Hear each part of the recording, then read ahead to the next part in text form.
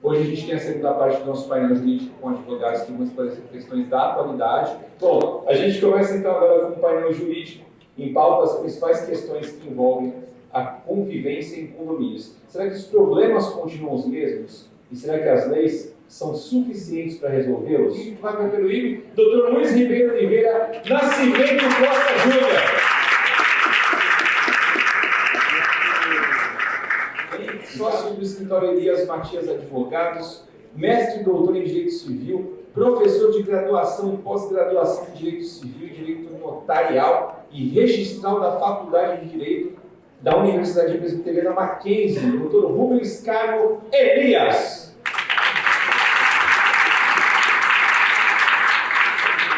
Especialista em condomínios, comentarista da TV Globo, apresentador do programa Morar Bem da Rádio CBN, articulista do jornal Folha de São Paulo e fundador do Sindicolab. Vem para cá, doutor Márcio Rachorski. Peraí, não vou falar errado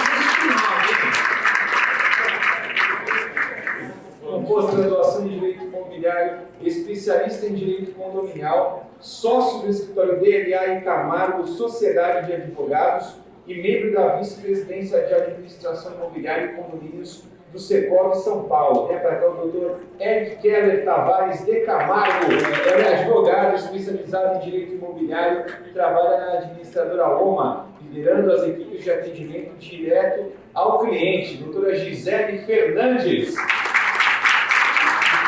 Vamos lá, advogado, especialista em Direito Civil e em Direito Imobiliário e Empresarial, mestre em Direito, docente da Universidade Secov São Paulo e da Universidade 9 de Julho, membro efetivo da Comissão de Advocacia Condominial e da Comissão de Direito Imobiliário da OAB São Paulo, assessor jurídico da ABIC, Dr. João Paulo Rossi Pascoal,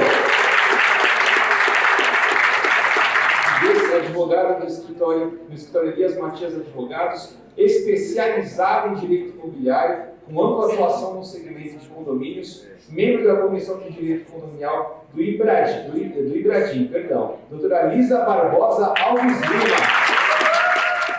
E para começar a instigar, né, nós vamos imaginar aquela seguinte situação. Eu moro num condomínio que é quase anormal, vou passar alguns casos aqui também, que a gente vê. E lá no meu condomínio tem um condomínio bacana.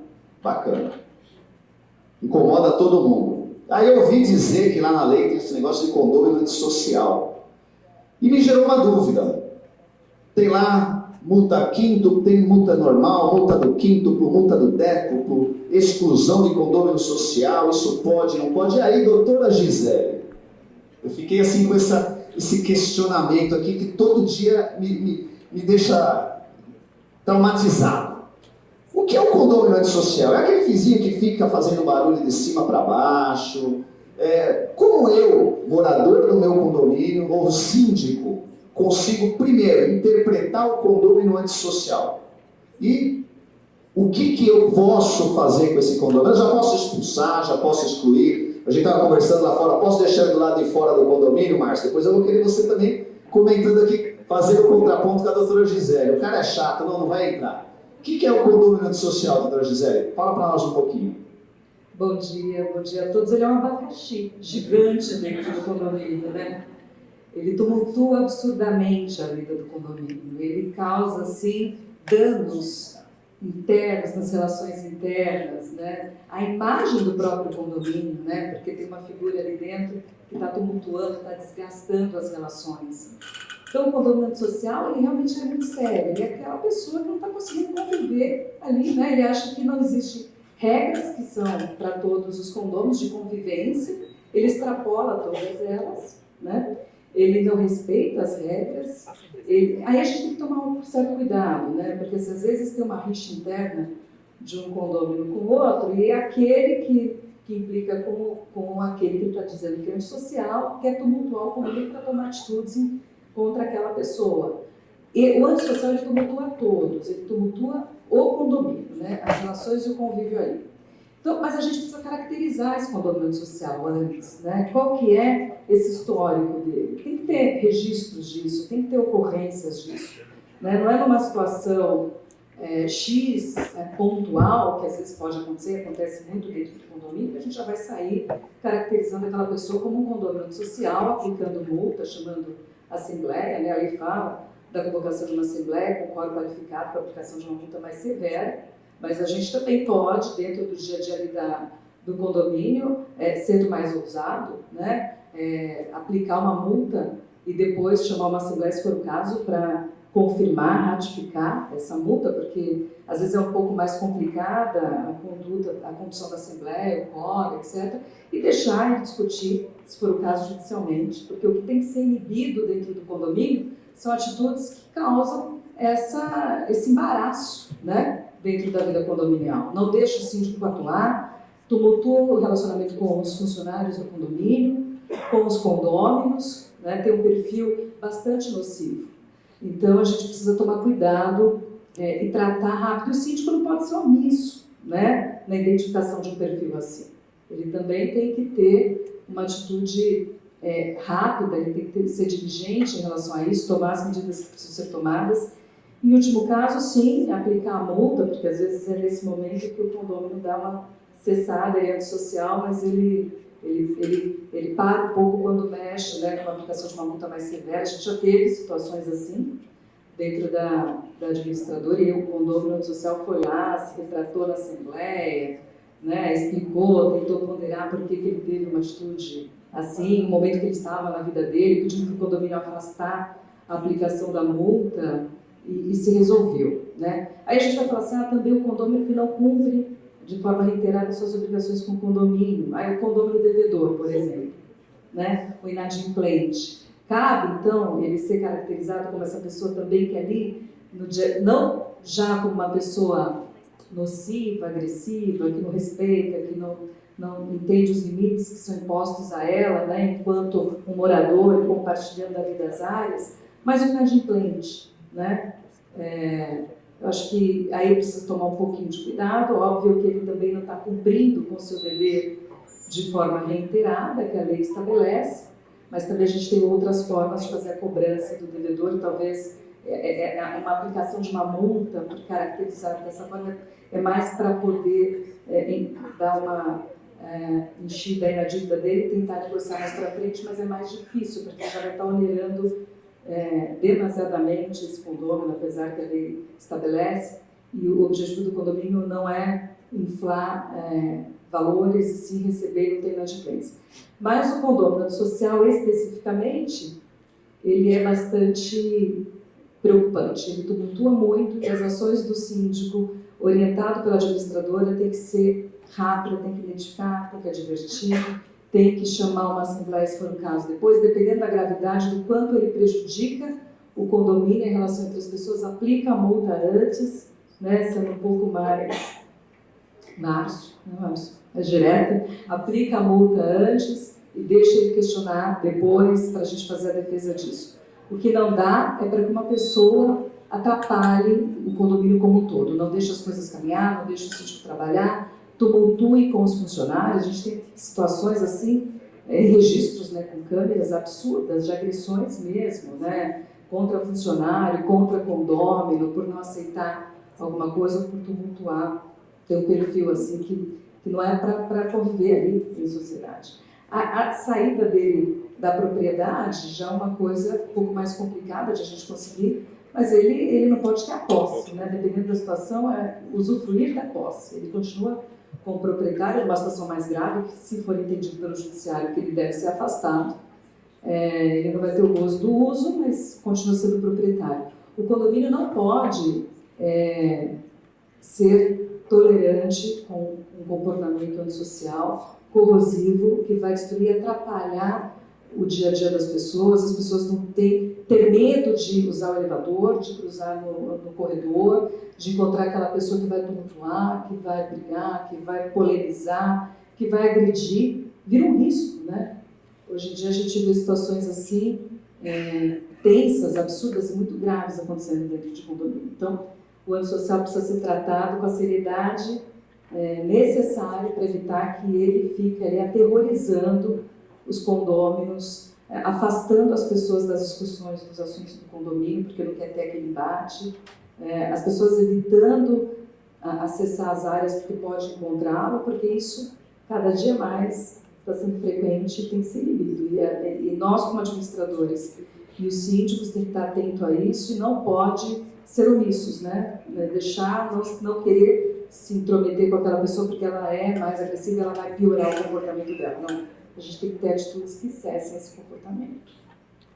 Perfeito. Aí agora eu fiquei com uma dúvida. Márcio, você que é síndico em 215.748 prédios, se puder explicar para nós aí, e aí, e se dentro desse caso do condomínio antissocial, de repente nós temos uma situação que aquele condomínio pratica até um ato de racismo? Ele pode ser o antissocial, ele é montado, como é que funciona? Explica um pouco aí como é que é essa situação. Bom, Luiz, primeiro bom dia a todos. Luiz, eu já fui síndico de tantos prédios, eu fui destituído da metade. Dureza, gente. Ser síndico profissional é dureza, mas a gente persevera. Primeiro, obrigado, Moira, por montar esse painel aqui. Estou muito feliz de participar. É um novo formato, né? Que é o formato que todo mundo gosta. Falar da minha honra de dividir aqui o papo com o Rubens. Eu e o Rubão servimos o exército juntos há mais de 30 anos atrás, olha a coincidência. No mesmo pelotão ali, convivemos ali um bom tempo, foi bem legal, né? Uma época bacana, molecada. A Gisele era menina.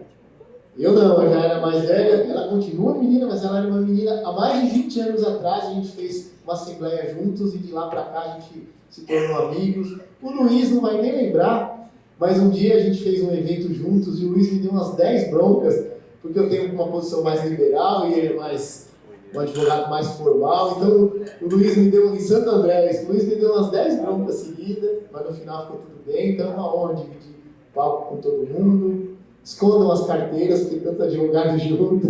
É quadrilha, né, gente? Esses dias eu fiz uma audiência com o Rubens, lá no fórum, demorou umas 3 horas. Quando a gente saiu, eu cheguei lá embaixo e falei, Rubão, vamos tomar alguma coisa? Ele falou, vamos de quê?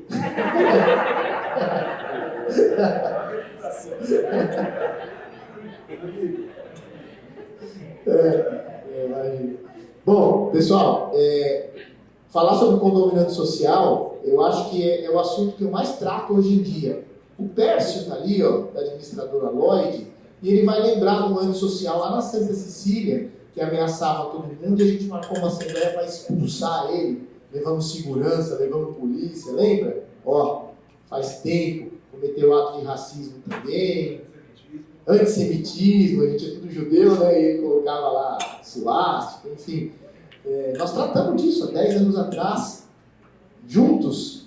Fomos na polícia, ficamos com medo, lembra?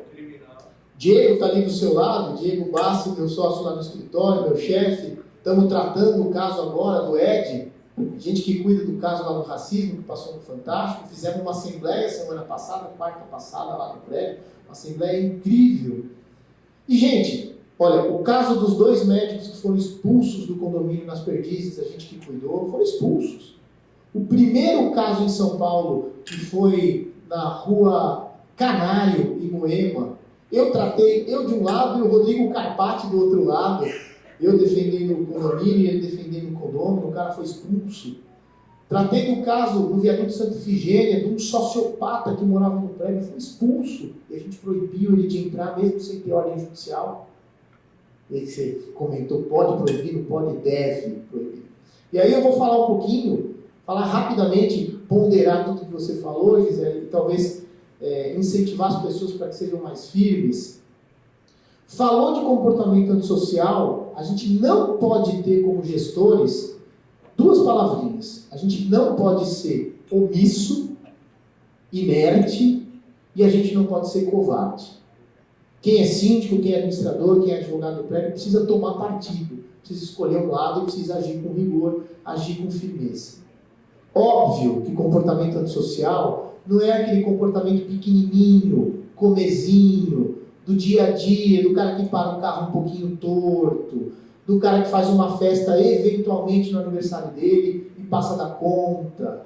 Não é o cara que é mal educado e que não fala com ninguém. Não é o cara que o cachorrinho fez xixi na área comum e ele não limpou. Esse não é antissocial. Esse se comporta mal, é mimado, é mal educado e a gente pune no bolso. Esse mal educado, esse mimadinho, essa pessoa que não tem condição talvez de minimamente conviver em harmonia com as outras pessoas, é no bolso, não tem outra penalidade. A lei é clara, diz lá 5 cotas, 10 cotas, mexe no bolso dele e acabou. Antissocial é aquele que reiteradamente, habitualmente, põe em risco o convívio com demais pessoas. Esse é o antissocial. A gente pode olhar a regrinha dos 3 S's, que é a regrinha mais simples para rotular alguém como antissocial ou não. É aquele que habitualmente coloca em risco a saúde, a segurança e o sossego das pessoas. São os 3 S's fundamentais. Colocou em risco principalmente a saúde e a segurança, não tem conversa, não tem diálogo, tem que sair do convívio. Óbvio que ele tem chance de se redimir, claro que ele tem chance de se desculpar, de melhorar o comportamento, mas colocou em risco a saúde ou a segurança, vai ser expulso. E qual é o beabá, qual é o passo a passo para expulsar alguém? São 5 passos, talvez muito simples, que a gente pode adotar desde já. Primeiro passo é fazer um dossiê de tudo que ele faz no condomínio. Porque as coisas vão escalando. Ele não começa já no nível máximo. Ele começa com pequenas atitudes que vão escalando e a gente vai fazendo um dossiê. Com imagens, com depoimentos, com testemunhos. Esse é o primeiro passo. Temos material para rotulá-lo como antissocial. Segundo passo, sai da mão do síndico, sai da mão da administradora e manda para o jurídico. E o jurídico vai mandar uma bela notificação extrajudicial, caracterizando, rotulando formalmente como um morador antissocial, para aquilo ficar documentado. E para ele ter a chance, inclusive, de se defender ou eventualmente de se retratar. Esse é o segundo passo. Isso você faz rapidinho, é uma notificação extrajudicial. Passo número 3. Não cessou a agressão, ele continua se portando mal ao ponto de colocar em risco a saúde, a segurança e o sossego dos vizinhos. Assembleia Geral Extraordinária. Pauta específica. Discussão e deliberação sobre o comportamento antissocial do morador da unidade tal. Põe o número da unidade, não tem problema. Não põe o nome, mas põe o número. E definição das medidas judiciais cabíveis. É assembleia específica, é pauta única. Vai todo mundo descer lá só para tratar disso. E vai ser um tribunal bom, dentro do condomínio tem que acontecer. As pessoas querem morar em paz. Esse é o terceiro passo, é simples, é tranquilo. Quarto passo, a multa que a gente aplica para o comportamento antissocial é de 10 cotas. Não precisa fazer assembleia, não precisa ter 2/3, não precisa ter maioria absoluta. Aplica e ponto final. E deixa ele ir para o judiciário e tentar cancelar a multa. Não consegue. Juiz mora em prédio. Juiz mora em condomínio. O juiz sabe o que acontece. Quando a gente junta um dossiê desse tamanho mostrando tudo que ele fez, o juiz não cancela a multa. Prevalece usos e costumes, razoabilidade, bom senso, poder discricionário do juiz, prevalece face à letra fria da lei. A letra fria da lei que prevê um quórum de 2/3 ou de maioria absoluta é letra morta, não serve para nada. Porque até a gente atingir, ele continua livre e solto para fazer o que ele quiser. Então, o quarto passo, nessa linha do tempo, é aplicar a penalidade independente do quórum previsto na lei. E o quinto e último passo é mover a ação. A ação não precisa ser logo de cara de expulsão. Pode ser uma ação pedindo só um afastamento temporário. A ação pode pedir uma multa que a gente chama de astrentes, esse é o nome, né? Que é uma multa muito mais pesada do que o condomínio pode aplicar, que é o juiz que vai aplicar, baseado na razoabilidade, no poder discricionário que ele tem.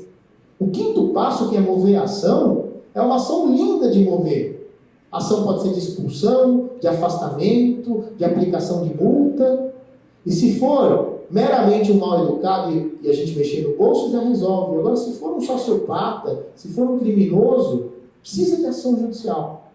Agora, na urgência, na emergência, o problema está acontecendo e ele está colocando em risco a saúde ou a segurança dos vizinhos, é 190, é polícia. E mais do que isso, se for para preservar a saúde, a segurança, o sossego dos moradores, proíbe sim a entrada. Põe segurança na porta, se tiver que falar um termo chulo, se tiver que sair na mão, se tiver que proibir na marra, vai proibir. E alguém vai ligar 190 e vai todo mundo para a delegacia. Aí nós vamos explicar para o delegado por que proibiu a entrada dele. Vou dar um exemplo prático, um caso no viaduto Santa Efigênia, um prédio em retrofit, um caso que recentemente eu cuidei. O morador antissocial, de comportamento que vai escalando para um comportamento que dá medo em todo mundo, ele fez uma brincadeira na rede social, e ele foi do lado da central de gás no condomínio, ficou com isqueiro e ficou brincando. Será que eu vou explodir esse prédio hoje ou amanhã? O que vocês acham, gente? Dê um palpite. Hein, síndico? Bota o fogo aqui hoje ou amanhã? Não tive dúvida. Não tive dúvida. Aqui ele não entra mais. Ah, mas minhas coisas estão lá em cima. Não vai entrar. Tem uma comunidade inteira que precisa ser preservada. O senhor não vai entrar.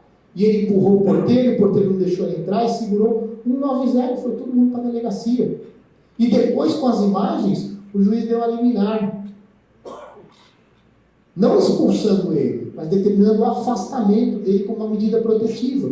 É igual uma mulher que apanha ou alguém que apanha em casa precisa de uma medida protetiva horas. Nós vamos esperar acontecer o pior, vai esperar dar um tiro, esperar matar. Então dá para tomar postura. E é medida de rigor que o síndico, a administradora, com o apoio do advogado, tem que tomar. Mas olha a saia justa. No caso do Ed, que a senhora foi extremamente racista, preconceituosa, mas o filho dela anteriormente já tinha com uma faca ameaçado a família na porta de casa.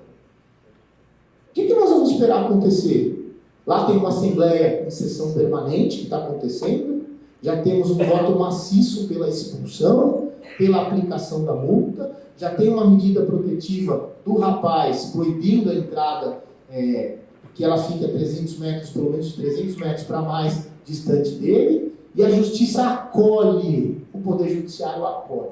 Então esse é um passo a passo, eu não tenho dúvida. Mexer com saúde, com segurança e com o sossego contínuo das pessoas é antissocial e tem medida para isso. Ah, não está escrito na lei? Paciência, a gente faz construção jurisprudencial, é para isso que serve a jurisprudência, para cobrir as lacunas da lei, e a gente faz isso com tranquilidade. Vai para a delegacia? Paciência, vai para a delegacia, é melhor do que o rapaz explodir o prédio. Nesse caso, só para completar, chegou num ponto que quando o rapaz voltou para casa e queria entrar lá, e a gente proibiu, a gente interfonou apartamento por apartamento e falou: evacua o prédio todo mundo. Risco de explosão.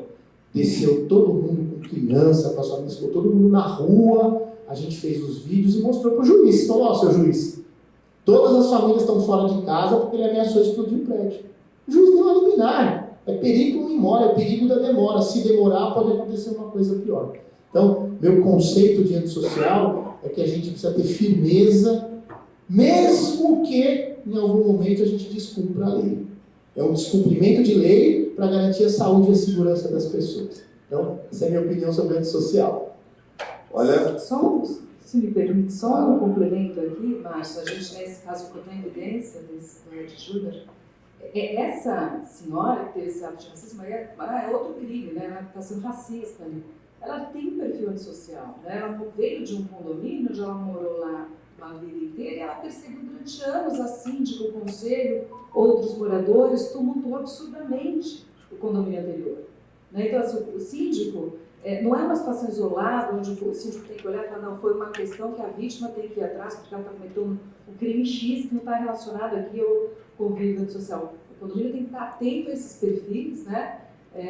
E ser, como você disse, eu concordo plenamente, rápido, ágil, não pode ser omisso e tem que ser, né, enérgico até para evitar, porque pode acontecer realmente um mal maior. Luiz, posso também só complementar? Bom dia a todos. Falando um pouco, né, dessa questão do registro dos condomínios antissociais, dificilmente uma pessoa dessa, ela começa a ter esse comportamento de um dia para o outro. Né? Normalmente são pessoas que têm perfis mesmo de causar tumulto no condomínio a todo tempo. Então, esse registro constante, né, do incômodo causado, ele é fundamental, né, no momento de você tomar uma medida judicial mais drástica. Porque a gente vê muito na prática que as pessoas acham que condomínio antissocial a gente pode expulsar. Não existe uma regra na legislação que indique essa possibilidade de pronto, a gente precisa fazer isso judicialmente, e para que a gente possa fazer isso, a gente precisa ter fortes subsídios, né?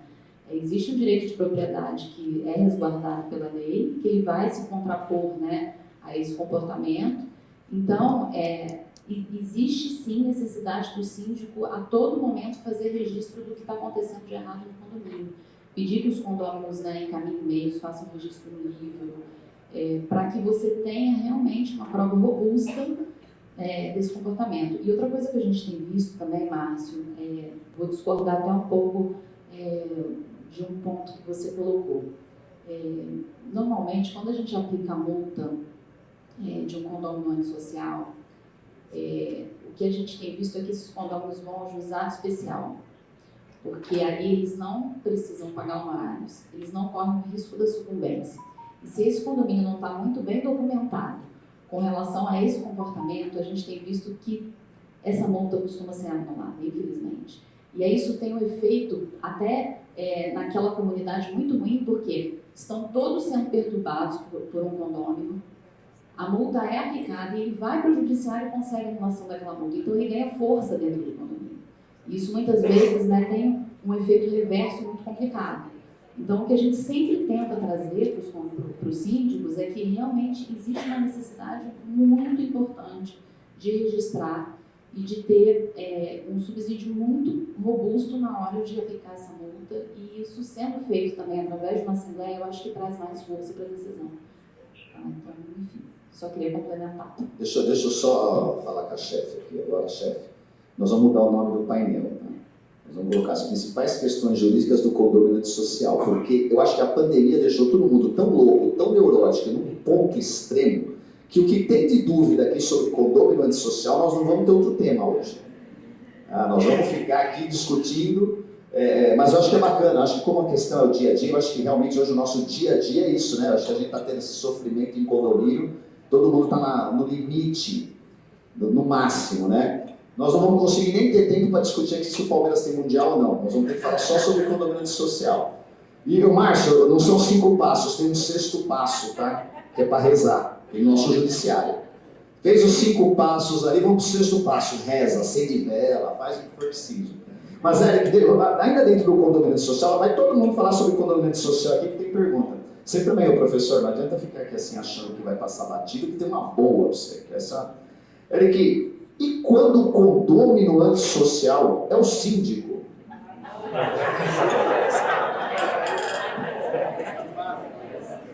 E ele fala que é meu amigo, né?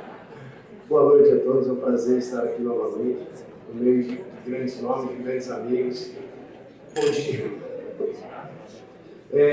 Só complementando, eu acho que isso é muito interessante, e eu estava discutindo com a Lisa isso no painel de ontem, porque ontem foi levado à consideração e trazido ao debate aquele síndico que administra inconvenientemente o condomínio, e que reiteradas vezes pratica atos de forma a gerar problemas ao condomínio, não só nas questões financeiras, mas também as atitudes desse síndico pode gerar aquilo que a gente define no condomínio social, gerar a incompatibilidade de convivência.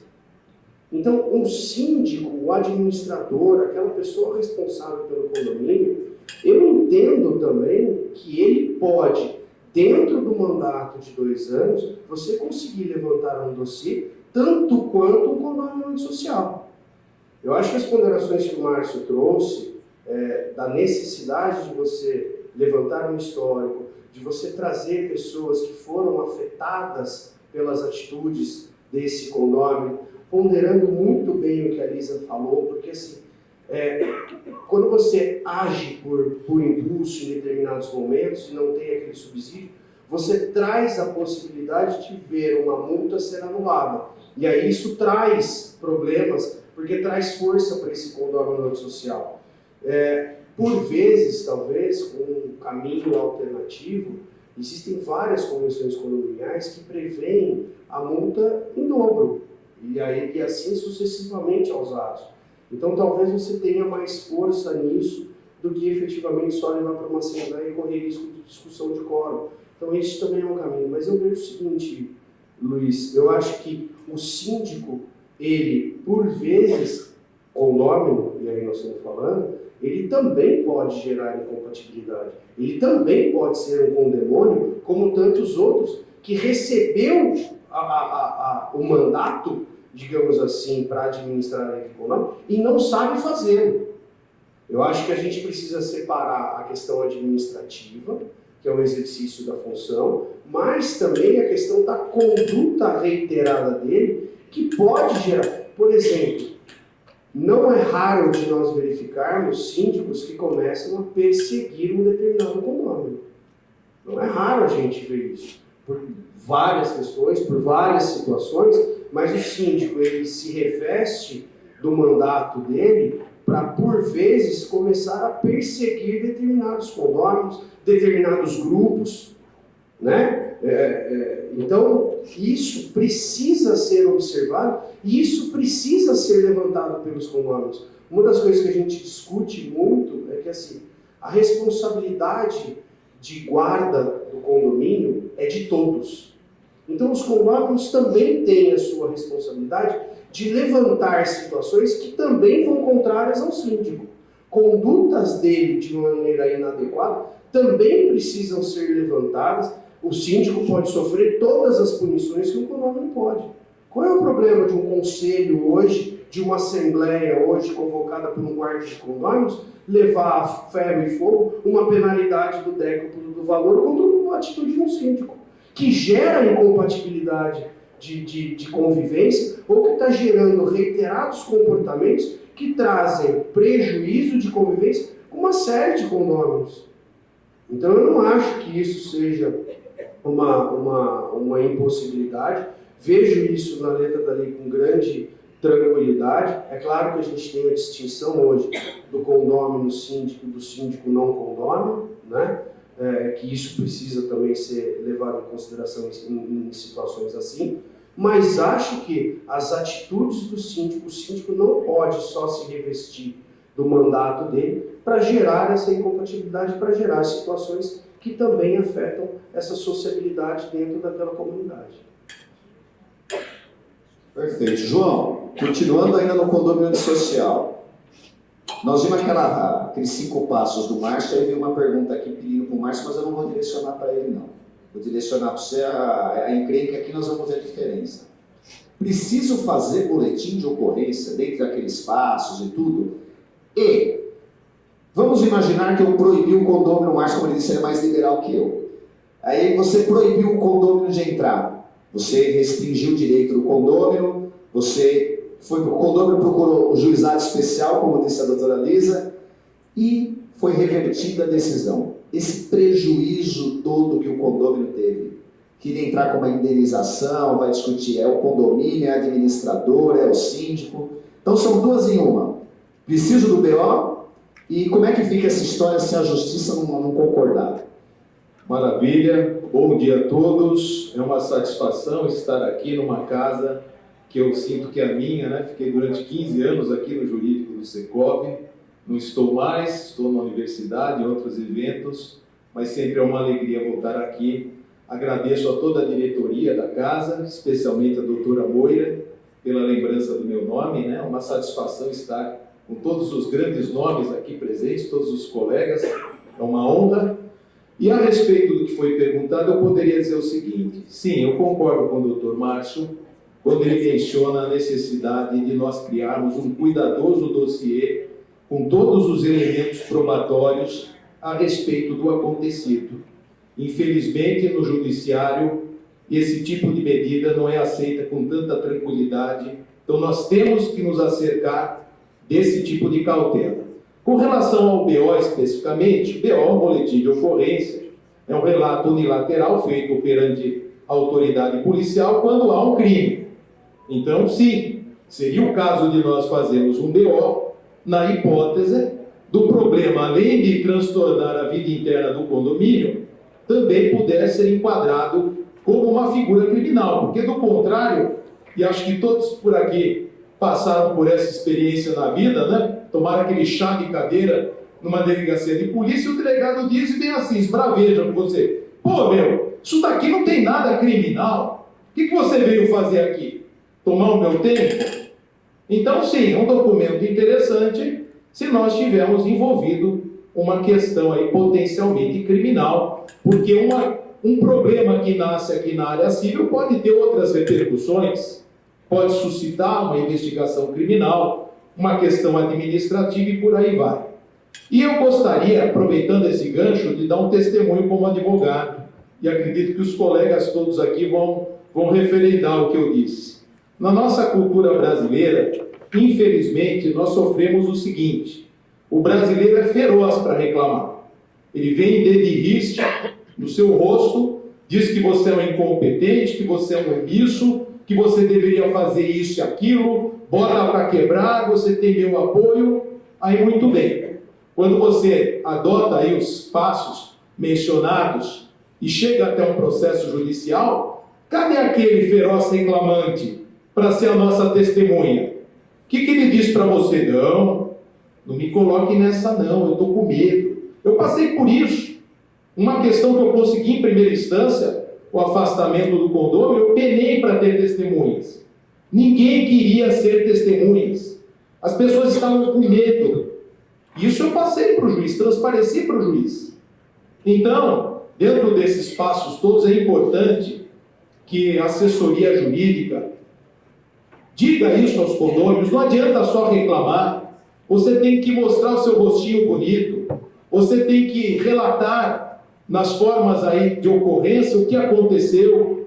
Você tem que se prestar a ser uma testemunha quando nós precisarmos, porque do contrário o advogado não vai fazer mágica. E nesse tipo de assunto, a prova testemunhal costuma ser relevante, porque muitas coisas não são gravadas, não são documentadas, não tem fotografia. É o relato ali da testemunha. Com relação ao segundo tópico que eu esqueci, Luiz, qual seria a segunda pergunta? Ah, perfeito, indenização. Sim, e aqui eu acompanho o que a doutora Lisa disse. Eu acredito que nós temos que ser muito cuidadosos nessa implementação desse rigor todo. Nós sabemos que o judiciário tem uma linha mestra a seguir, que é sempre preservar o direito da ampla defesa daquele que será alvo do controle. E mais, se for a ação de exclusão, então, a coisa piora, porque vocês vão encontrar vários acórdãos recentes aqui do TJ dizendo o seguinte: doutor, essa ação não existe.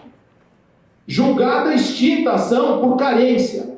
O que é carência? Faltou o interesse de agir, essa ação é maluca, não existe. Agora, é claro, nós temos acórdãos que referendam essa medida. Então, devagar com andor.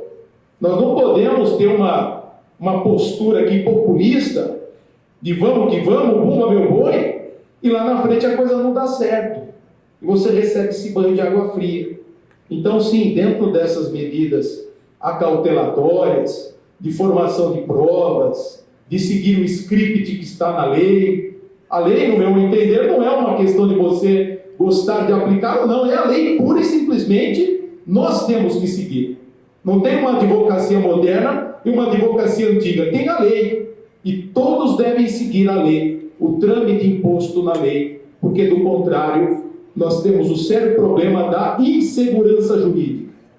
Eu acredito que todos estão aqui, todos participam do ENACOM com essa perspectiva. Eu quero informações que me assegurem um nível maior na minha atuação profissional, que eu não me enrosque, que eu não tenha problemas econômicos. Então, sim, uma atuação descuidada nessa linha certamente vai dar margem ao revertério, vai dar margem a que o ofendido ele sapateie na sua cabeça, porque ele não vai sofrer nenhuma sanção, não vai ser expulso e ainda corre-se o risco do condomínio ter que pagar uma indenização para ele. Acho um pouco provável que aconteça. Acho que o potencial de ganho numa situação dessa, se ficar comprovado o que ele fez, é pequeno, mas nós não podemos tirar do nosso radar. Eu, por exemplo, já perdi clientes porque queria fazer isso, aquilo, não tinha base. E aí ele até diz, pô, você é advogado, você tem medo de entrar com ação? Não, eu não tenho medo, eu tenho cuidado. Porque eu sei o que vai acontecer lá na frente. E depois eu serei crucificado. As pessoas são levianas. Aqui no calor dos acontecimentos, elas querem isso ou aquilo, só que quando dá errado, a culpa é de quem? É do advogado. Você foi um irresponsável, você não me orientou bem. Então, cuidado. Luiz, posso só fazer uma observação? Vou fazer uma pergunta para a Moira. Moira, lá na Leo, ao longo desses últimos 2 anos, você fez assembleia digital? Quantas? Mais de 8.000 assembleias. Está escrito na lei? Agora eu vou entrar. Está escrito na lei? Vamos lá. Você foi moderna. Não, Você foi moderna.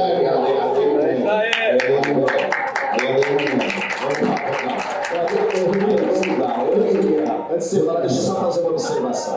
Você vai falar, mas deixa eu só fazer uma observação. Ô, João Paulo, cliente ganha ação, quem perde ação é advogado. Pessoal, eu acho incrível. Como o direito é lindo, né?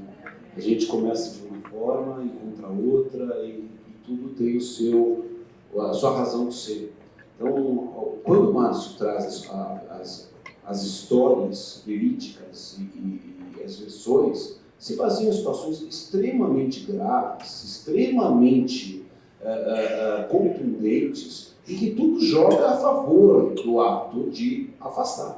Então, assim, até o juiz, num caso desta magnitude, pode tentar jogar de lado uma lei e tal, mas, de fato, nós, no nosso dia a dia, não podemos considerar isso como a realidade. Tem que considerar tudo aquilo que é construído pela jurisprudência, tudo aquilo que é construído a partir de 2 valores, que é a relevância do ônus probatório e o devido processo legal. E dentro do devido processo legal, existe um princípio que há mais de 30 anos, pelo Lincoln Case da ministra Ellen Grace, é colocado para efeito de afastamento de associados, de sócios, que é o fato de que uma situação como essa exige o princípio do contraditório.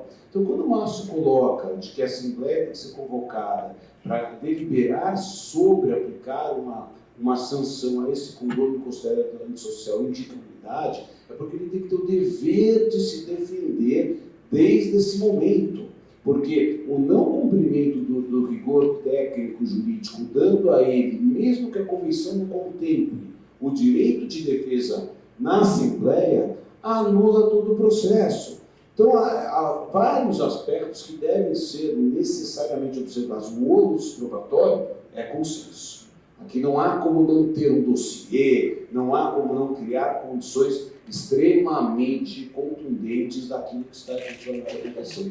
Mas, além disso, ao devido processo legal, o direito de defesa, a observância do quórum, sim, porque o juiz avalia o quórum alto para dizer é tão contundente a situação de nocividade dessa pessoa ou de possibilidade de convivência, que olha quanta gente esteve presente na Assembleia. Então, o quórum existe para isso. Há uma razão de ser para esse quórum. Então, a gente não pode deixar, portanto, igualmente de ser observado. Então, o que eu gostaria de colocar é que essas situações nos levam, primeiro, a lei nos garante a aplicação da multa de até o décimo do valor da conta condominial em situações previstas. Para situações excepcionalíssimas, uma solução residual, que é a mesma Assembleia que delibera pela aplicação da multa, ela pode, conforme anunciado dos centros judiciais, ao 504, 500 alguma coisa, ela pode também deliberar pela propositura da ação.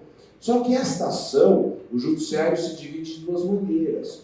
Uma delas é simplesmente não tem lei e não se aplica, acórdão recentíssimo do meu colega de Mackenzie, professor Luiz Guilherme Costa Wagner, ou ainda do outro colega meu de Mackenzie, desembargador Carlos Dias Mota, diz o seguinte: ainda não é a hora. Quando aconteceu tal coisa, o fulano acabou. Então, calma, até posso cogitar de excluí-lo da vida condominial, mas ainda não. Então, quando a gente coloca o fato de subtrair desse condomínio o direito de usar a unidade, mesmo que ele ainda possa fruir e dispor, que é o conteúdo do direito de propriedade, a gente tem que avaliar que é a situação excepcionalíssima. E o judiciário, a partir das provas e a partir de considerar se é viável ou não ao retorno daquele condomínio a uma vida normal, é que ele vai definir ou não a expulsão. Então, o que eu queria sempre colocar, nem tanto para cá, nem tanto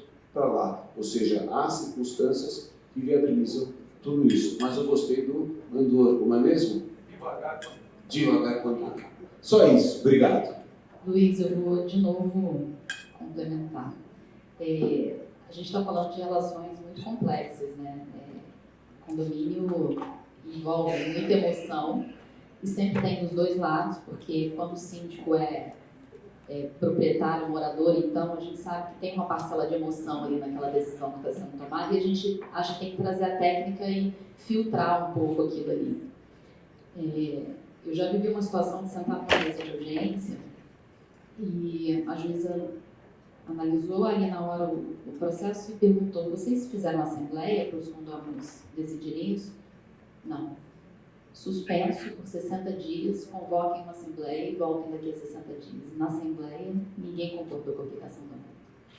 Então, numa situação inicial havia, né, um contexto, mas as pessoas de alguma forma, né, não querem ir muito adiante com aquilo. E a gente fica mesmo numa posição muito delicada como advogado, né, e acho que por isso a importância até de ser um advogado, né, que tem a prática, a vivência, porque não é simples, né, trabalhar com condomínio. Exato. Eu vou falar algo que a gente sente. Aliás, primeiro, eu estou adorando ficar nessa posição, porque eu não preciso falar nada, só cutuco. Na próxima, você pode me colocar sempre aqui quietinho, vou ficar só cutucando essas feras. Adorei. O Márcio aqui, ele tem um compromisso, ele tinha até nos avisado, ele pediu para sair um pouco antes. Então, antes de eu falar, Márcio, se você quiser se despedir e falar, eu já... Pessoal, eu tenho SPTV ao vivo agora, tem que estar 11h40 no estúdio lá, se pegar trânsito, ferrou. Dizer, gente, que é uma honra. João Paulo, eu admiro muito a sua cautela e esse contraponto que a gente tem é o que traz o equilíbrio do Rubens. É muito legal a gente ter advogados mais cautelosos, advogados mais arrojados, porque no final das contas, eu às vezes apanho por ser muito arrojado, ele às vezes pode apanhar por ser muito formalista ou legalista, e aí a gente vai construindo jurisprudência, a gente vai construindo decisões, e é assim que a gente chega na evolução do direito que a gente quer. Eu falei da Assembleia Digital e fiz uma analogia, porque olha que bacana, a gente primeiro fez para depois chegar à lei. O antissocial também vai ser assim. Primeiro a gente vai fazer, vai errar, vai acertar, até chegar à lei. O direito é bonito por causa disso, porque primeiro a gente cria costume na sociedade, para depois a lei regrar. É terrível quando primeiro vem a lei, para a gente se adaptar à lei. É muito mais bonito, é muito mais democrático. Primeiro a gente ter a realidade social, para depois a lei regrar, regulamentar, aparar as arestas. É isso que eu espero em relação ao condomínio social. Que de tanta prática, boas, ruins, a gente tem uma lei mais efetiva. É mais ou menos por analogia o que a gente fez com a Assembleia Digital. Ninguém sonhava. Veio a necessidade, a gente fez. Logo na sequência veio a lei e acabou com a confusão. Então, como antissocial, nós vamos chegar nisso. E obrigado pela oportunidade. Desculpa mesmo, gente, ter que ir embora. Eu adoro participar disso aqui. E o mais importante de tudo, esses advogados todos que estão aqui, todos, eles são muito mais técnicos do que eu. E aí eu tenho que aprender com eles a técnica. E eles talvez um dia precisam ir comigo numa assembleia em Guaianazes, que acaba às 2h e que voa a cadeira, porque ali a gente também exerce o direito ali pleno. Então é o equilíbrio entre essas duas linhas e que trazem ali o meio do caminho proposto pelo Rubens. Tá bom, gente? Obrigado, bom resto de evento aí para vocês. Um comentário só aqui a fazer, Márcio, sabe qual é o nosso problema para a gente conseguir um dia chegar nesse consenso? É quando os juízes efetivamente entenderem de condomínio.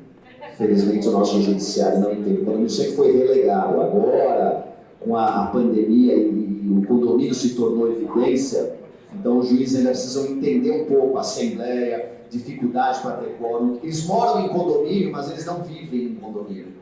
Eles vão para o condomínio, ficam ali, saem, vão para o tribunal e tudo. Eles não vivem lá. Quem vive como nós é que sabe o que é. Olha que loucura, gente. Outro dia eu fiz uma assembleia e eu precisava de quórum qualificado. Eu não atingi nem 10% do que eu precisava. Sabe o que eu fiz no dia seguinte? Uma enquete. E na enquete pelo aplicativo eu atingi 90% do que eu precisava. Ah, não tive dúvida, pus na ata. Em complemento à votação tida na Assembleia, tivemos a confirmação pela enquete. Horas. Uai. As pessoas... Talvez alguém vai no Pequenas Causas e vai anular, talvez sim, mas talvez não. Talvez não consiga. Sabe o que era, Luiz? Eles queriam... Olha que insanidade. Tem um prédio que eu cuido na Vila Romana, na Lapa, que tem uma pista de skate, que é aquele, como é que chama? Ball. Que é um buraco lá que fica todo mundo... Ninguém nunca usou uma pista de skate. E eles queriam fazer lá uma quadra de beach tênis, que todo mundo joga. Falei, gente, põe na Assembleia, vamos atingir o quórum e vamos mudar a destinação. Não atingimos, não conseguimos na Assembleia. Na enquete conseguimos. Coloquei na ata lá, aprovado conforme a enquete. Mas isso foi antes ou depois da fadinha? Hã? Foi antes ou depois da fadinha? Agora acho que você não ia conseguir, não. Tchau, gente. Bom dia. Imagina, ó, mas eu vou te falar, mas se eu soubesse que você ia falar dessa enquete, eu não te dava o microfone, não. Na boa, se eu soubesse que a criança da enquete, Márcio do céu. Olha, a enquete é pra me quebrar as pernas. Eu gosto muito dele, mas essa é pra quebrar as pernas. Vamos voltar ao assunto, então. Falar com o nosso grande guru e mestre aqui, nosso professor Rubinho. Essa história do condomínio antissocial, do condomínio, a legislação, eu consigo aplicar por analogia para loteamento, funciona? Como é que é? Sensacional, bárbaro. Bom, primeiro, eu posso só complementar a pergunta do Luiz, porque como foi fácil dele, eu queria saber só o seguinte: o condômino afastado, né, do condomínio, excluído do condomínio, ele participa das assembleias futuras? Só porque ficou fácil a pergunta dele. Então, Essa é boa, né? show. Bom, primeiro é uma coisa que eu queria fazer, né? Eu fiz porque eu fiquei me segurando, vocês não sabem o quanto eu me segurei. Tem uma hora que misturou o assunto. Eu adoro o Márcio, eu conheço o Márcio desde 1992. Então, a gente tem liberdade, tem a total liberdade de criticar, onde acho que é excesso, onde não é, e acho que está tudo certo. E uma coisa que eu não fiz agora, a Moira saiu, eu queria agradecer mais uma vez o convite e registrar o quanto eu sou grato ao Secov e à BIC. Eu fui por 6 anos diretor jurídico da BIC, fui por 9 anos presidente da BIC e sempre tive uma parceria enorme com o Secov e eu me recordo pelo menos desde 2009 participar dos Enacons. Assim, são super importantes. E muito do que eu hoje consegui produzir, até mesmo no meio acadêmico, eu devo à BIC e ao Secov, especialmente a BIC que está lá no meu dia a dia. E faço questão até de ter uma dedicatória à BIC no meu livro, porque muitos dos casos é que fazem a construção do direito, né? Então, eu gostaria de registrar isso. Quanto às duas questões, me parece, aí eu estou dando Marinho, que é um grande professor do Rio, e ele também cresceu muito na ABAT, que é a entidade governo da BIC. Ele coloca aqui o direito de propriedade, como a gente sabe, em 2028, usar por livre dispor e rever o bem de quem justamente é possuído tem. Mas o condômino tem algo mais, que é o direito de participar e voltar a ser votado nas assembleias. Aí a gente tem que discutir se o votar a participar nas assembleias compõe usar ou fluir, para que você possa deliberar, decidir se ele pode ou não participar. Me parece que tem mais a ver com usar, né? Então tem mais a ver com aquilo que é subtraído do direito de propriedade quando ele é expulso. Então eu teria uma tendência a considerar que compõe o uso da propriedade e não a fruição. Aí a outra questão, por que é bárbara? Faz 2 meses, eu participo do Instituto dos Advogados de São Paulo, muito orgulho de ser associado, e lá nós tivemos um debate sobre o Código Civil, sobre os 30 anos do Código Civil, sobre os 20 anos do Código Civil, e o professor Silvio Venosa veio para tratar do direito de vizinhança. E nós discutimos exatamente a hipótese do vizinho antissocial, em que é uma tendência a ser construída na medida que nós temos hoje o uso nocivo da propriedade, obviamente a origem, 1899, o Código Civil, 1229, 1230 do Código Civil, contemplando as situações em que nós promovemos ações para evitar o uso nocivo da propriedade. Ali uma ação relacionada àquele binômio que a gente usa no condomínio também, é o que é limite de tolerância e o que é dever de não perturbação.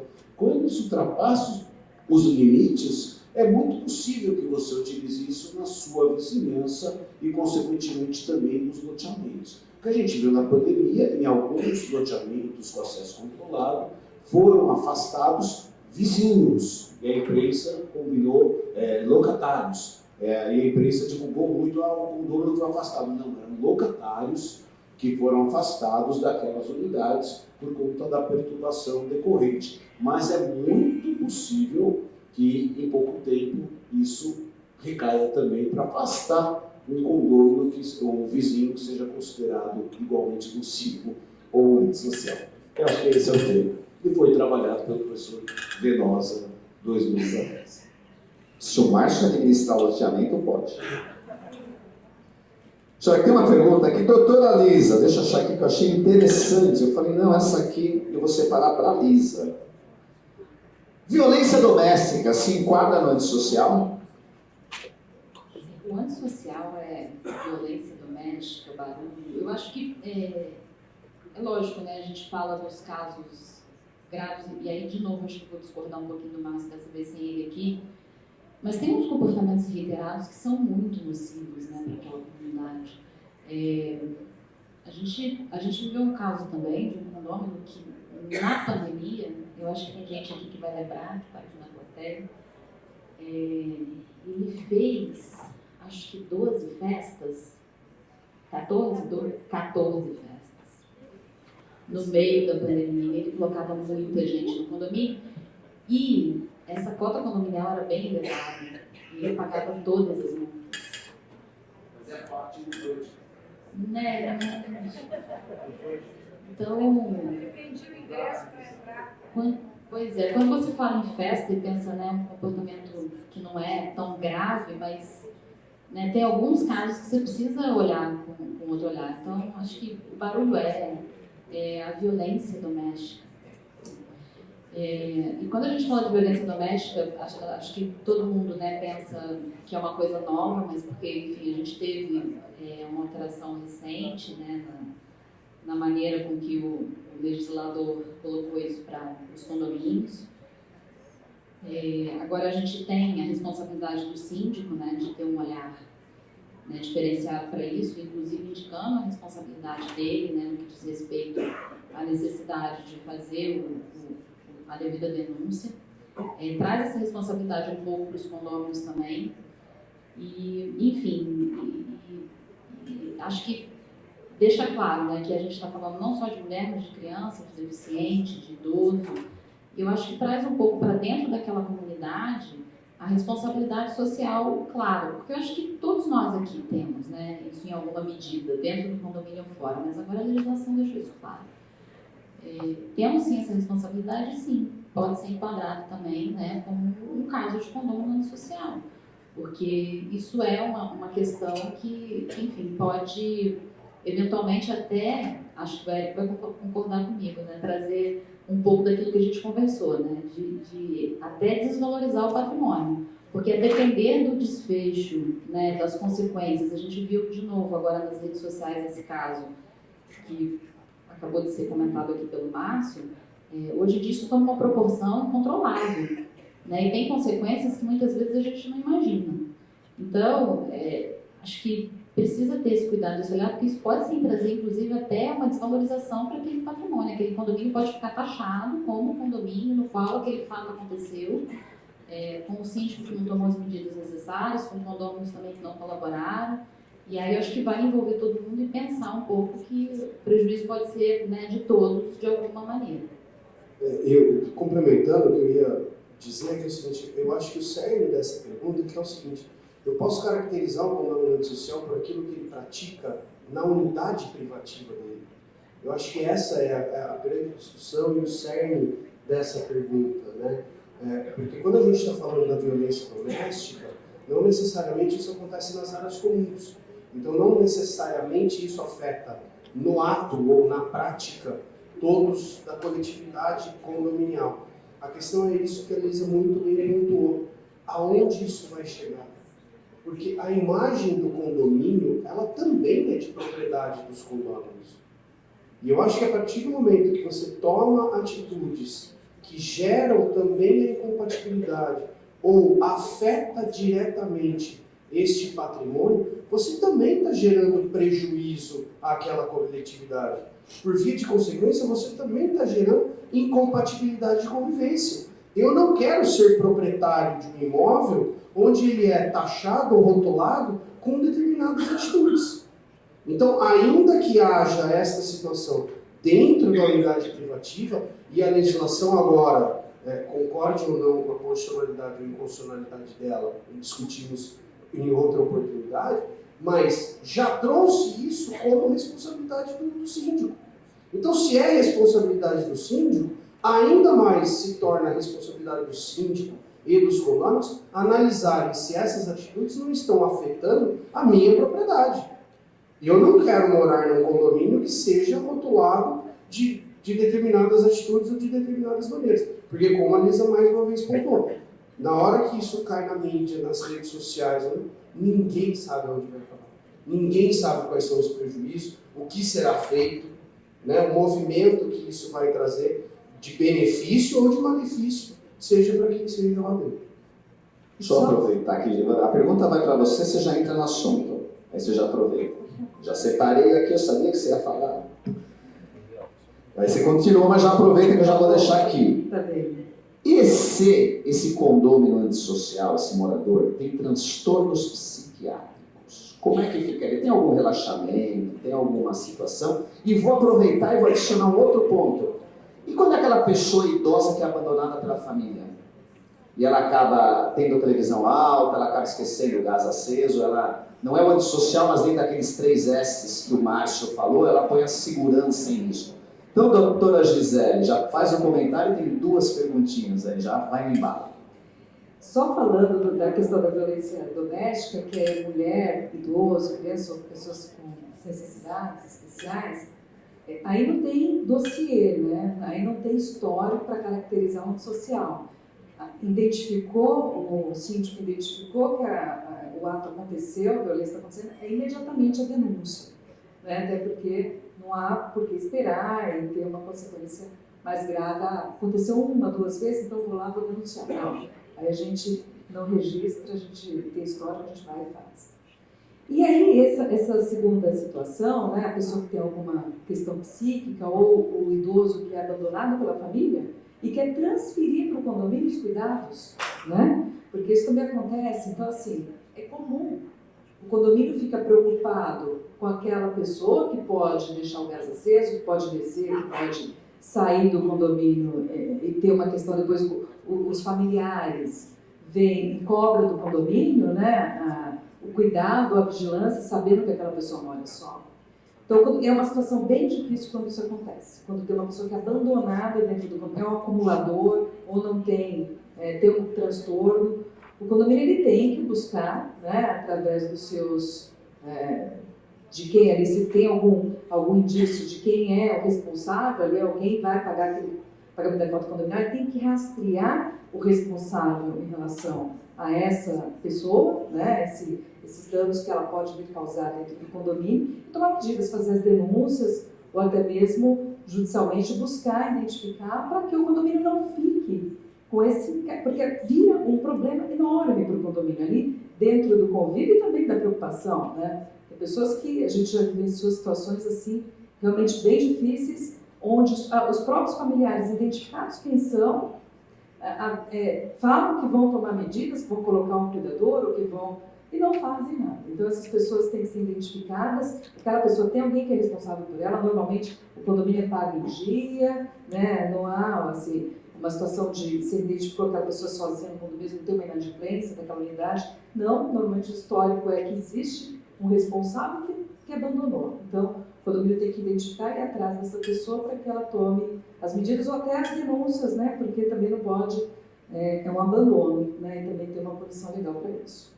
É mais uma situação que acaba sendo conduzida aí no síndico, quando vê uma situação como essa, o administrador fica realmente uma saia justa, é um embaraço, não é fácil de resolver, né? Porque você está ali com uma pessoa, está ali no convívio, mas precisa tomar atitudes. O síndico, enquanto gestor, e nós aí, administradores e advogados, precisamos conduzir essa questão. Né?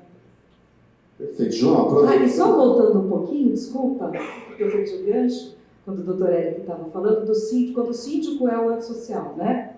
Eu acho que quando o síndico é o antissocial, a primeira coisa que a gente tem que fazer é destituir esse síndico, né? É muito fácil hoje em dia, né? Se ele tem um perfil antissocial, se ele não é, ele acaba entrando lá ele se enquadra na lei, ele acaba não sendo quem faz a gestão de acordo com a conivência dos condôminos.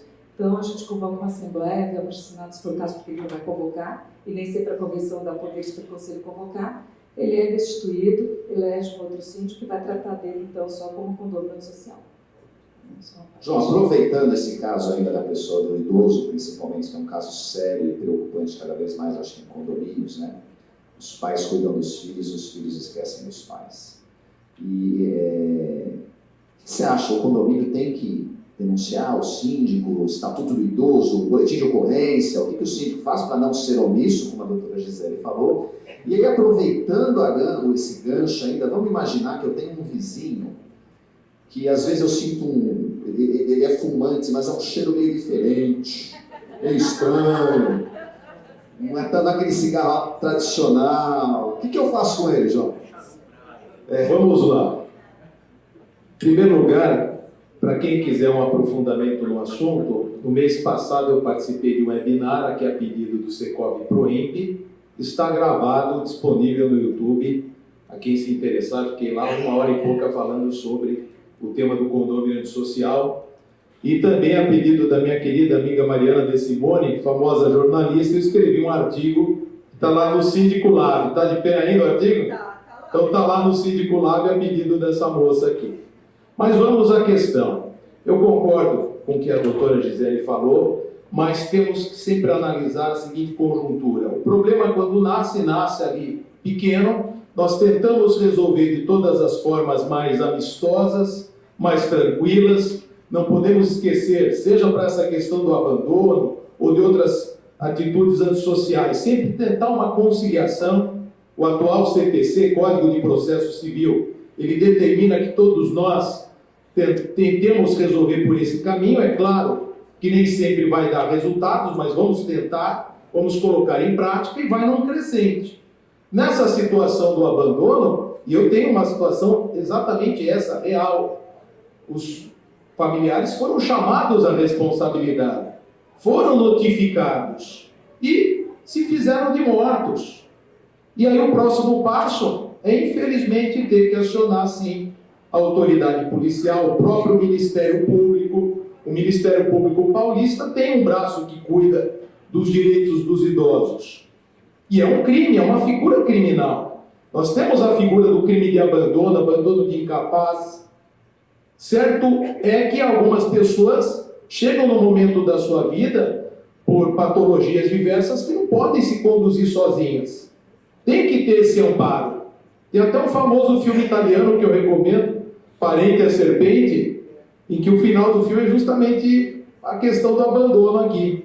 É um filme de comédia negra, né? Comédia trágica. Então, sim, devemos fazer como uma medida, não a primeira, mas uma medida sequencial, essa denúncia às autoridades para que avaliem o abandono que está sendo feito desse idoso, porque senão nós rumaremos a uma catástrofe. A pessoa vai comprometer a si própria e a toda a vizinhança. E o segundo aspecto que eu esqueci de novo, Luiz, essa mania de colocar duas perguntas. Isso é intencional, para ver até onde está o seu DNA. Os fumantes, daquele... Fumantes, beleza, já captei vossa mensagem. Aí o problema, vamos falar em bom português, não é o excesso lá do tabagismo, aquele fumacê, que já poderia se enquadrar como uma figura de abuso de direito. Porque nós sabemos, há uma legislação anti-tabagismo, nas áreas comuns, fechadas total ou parcialmente, você não pode consumir cigarro de qualquer tipo de vegetal, erva, né? Na sua unidade autônoma residencial você pode. Agora, você poderia abusar, porque uma coisa é o uso, outra é o abuso. Diz o Código Civil que o abuso equivale a um ato ilícito. Então, como a prova é difícil você dizer, você é maconheiro em grau tal, Bob Marley, é aquele fumacê, eu já estou até com larica só de passar no corredor. Não dá, né? É difícil a prova. O cara se desfaz muito facilmente e você vai ter o revertério. Você vai ter a imputação de que você não tem prova e está acusando alguém de consumir drogas. E não podemos esquecer, hein? Consumir maconha continua sendo uma figura criminal. Porque está tão liberado por aí que parece que já legalizou, né? Não legalizou ainda. Então é uma questão aqui, desculpa a brincadeira, difícil de se tratar, de se resolver. Mais uma vez, nessa situação, eu tenho o mesmo problema da falta de colaboração dos reclamões. O cara é um leão para reclamar. É aquele que enche a paciência do administrador e do síndico. Só que na hora dele dar o grãozinho de ajuda dele, de escrever, de relatar, de ser testemunha, não me comprometa. O cara é traficante, ele vai matar minha família. Então não enche o saco, pô. Se você não pode servir de prova, bico calado. Esse é um drama que nós sentimos muito no dia a dia. É um problemão para mim como advogado. No primeiro atendimento eu já falo isso para o cliente. Quais são as testemunhas? Qual prova? Porque não sou eu, advogado, que vou dar uma de mágico e tirar da cartola a prova. A prova vem de vocês. Tá? E claro, nessa situação das drogas, há realmente essa bifurcação do consumidor e do traficante, que usa o condomínio como um anteparo para os negócios dele. Que aí é um nível maior de dificuldade. E aí, é claro, né, envolvimento da polícia. Eles é que têm incumbência de tratar desse assunto. Mas não é fácil mesmo. Tá bom, Luiz? Eu ia fazer uma pergunta para a Lisa, você já respondeu, mas eu vou mudar o teor até que me fizeram essa pergunta. Quando as pessoas não querem aparecer para apontar o dedo ao condomínio com medo de represália? Bico calado. Responde. Doutora Lisa, e aí? O que fazemos? Bico calado, deixa e... Condomínio, acho que o condomínio tem algo a fazer mais ou ignora? Mas nesse caso das drogas? Qualquer caso. Vamos pegar qualquer caso que o condomínio reclama, questiona, exige uma atitude do condomínio, mas ele não quer se indispor. Então, eu acho que às vezes é tão mais simples também do que a gente fica imaginando. Nesse caso das drogas, por exemplo, às vezes uma circular resolve, porque eu vejo que é o adolescente que está querendo esconder dos pais e vai para a janela para o cheiro não ficar dentro de casa. E aí quando você coloca uma circular esclarecendo, né, as questões e as possibilidades das consequências, o problema cessa. Então, a comunicação no condomínio é uma coisa muito importante, né? Ela precisa ser feita da forma adequada, porque, ok, a gente tem que tratar o caso concreto ali de maneira pontual, mas, eu não sei, às vezes eu percebo que é falta de conversa, falta de comunicação. Nesse caso, se a gente não tem subsídio, a gente também não tem como ir muito adiante, mas tá sabendo que tem um problema, que tem um possível conflito, tenta, né, um plano B para tentar solucionar. Porque eu acho que a ideia é essa, né? A gente precisa ter um pouco de bom senso e usar conhecimento com sabedoria. Acho que condomínio é isso o tempo todo.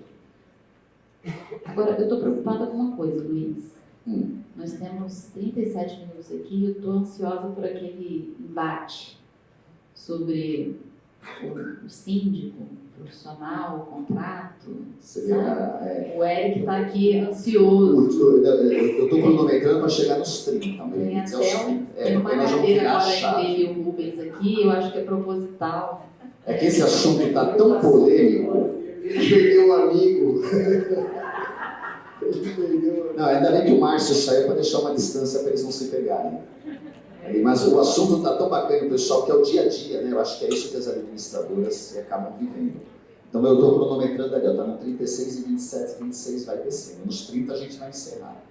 Mas aí agora apareceu uma pergunta muito interessante, que é caso prático. E aí nós temos que falar com o nosso mestre aqui, como é que eu faço? Até por causa das legislações dos animais. Tem uma situação aqui que cachorros de rua entram no condomínio. E quando os colaboradores tentam tirar o condomínio, os animais do condomínio, está sendo gravado e caracterizando como maus tratos aos animais. Isso está gerando denúncia para os colaboradores do condomínio. E aí? O que fazermos agora com a legislação dos maus tratos? E você não está, entre aspas, maltratando, você está tirando um animal que indevidamente invadiu a sua propriedade. O que fazer? Chama o síndico.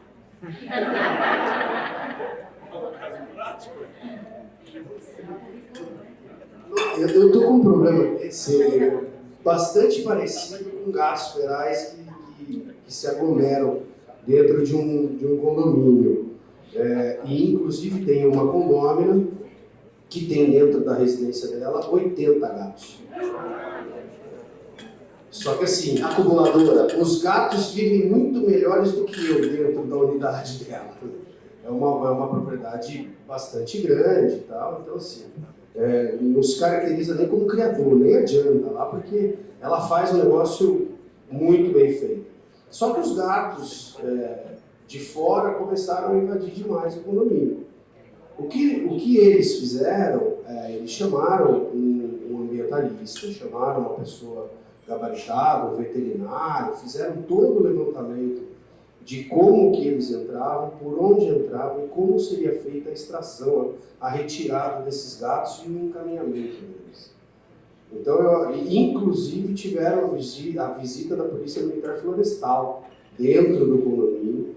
Então, assim, sugestão para problemas como esse é que tenham o respaldo das autoridades competentes para cada área.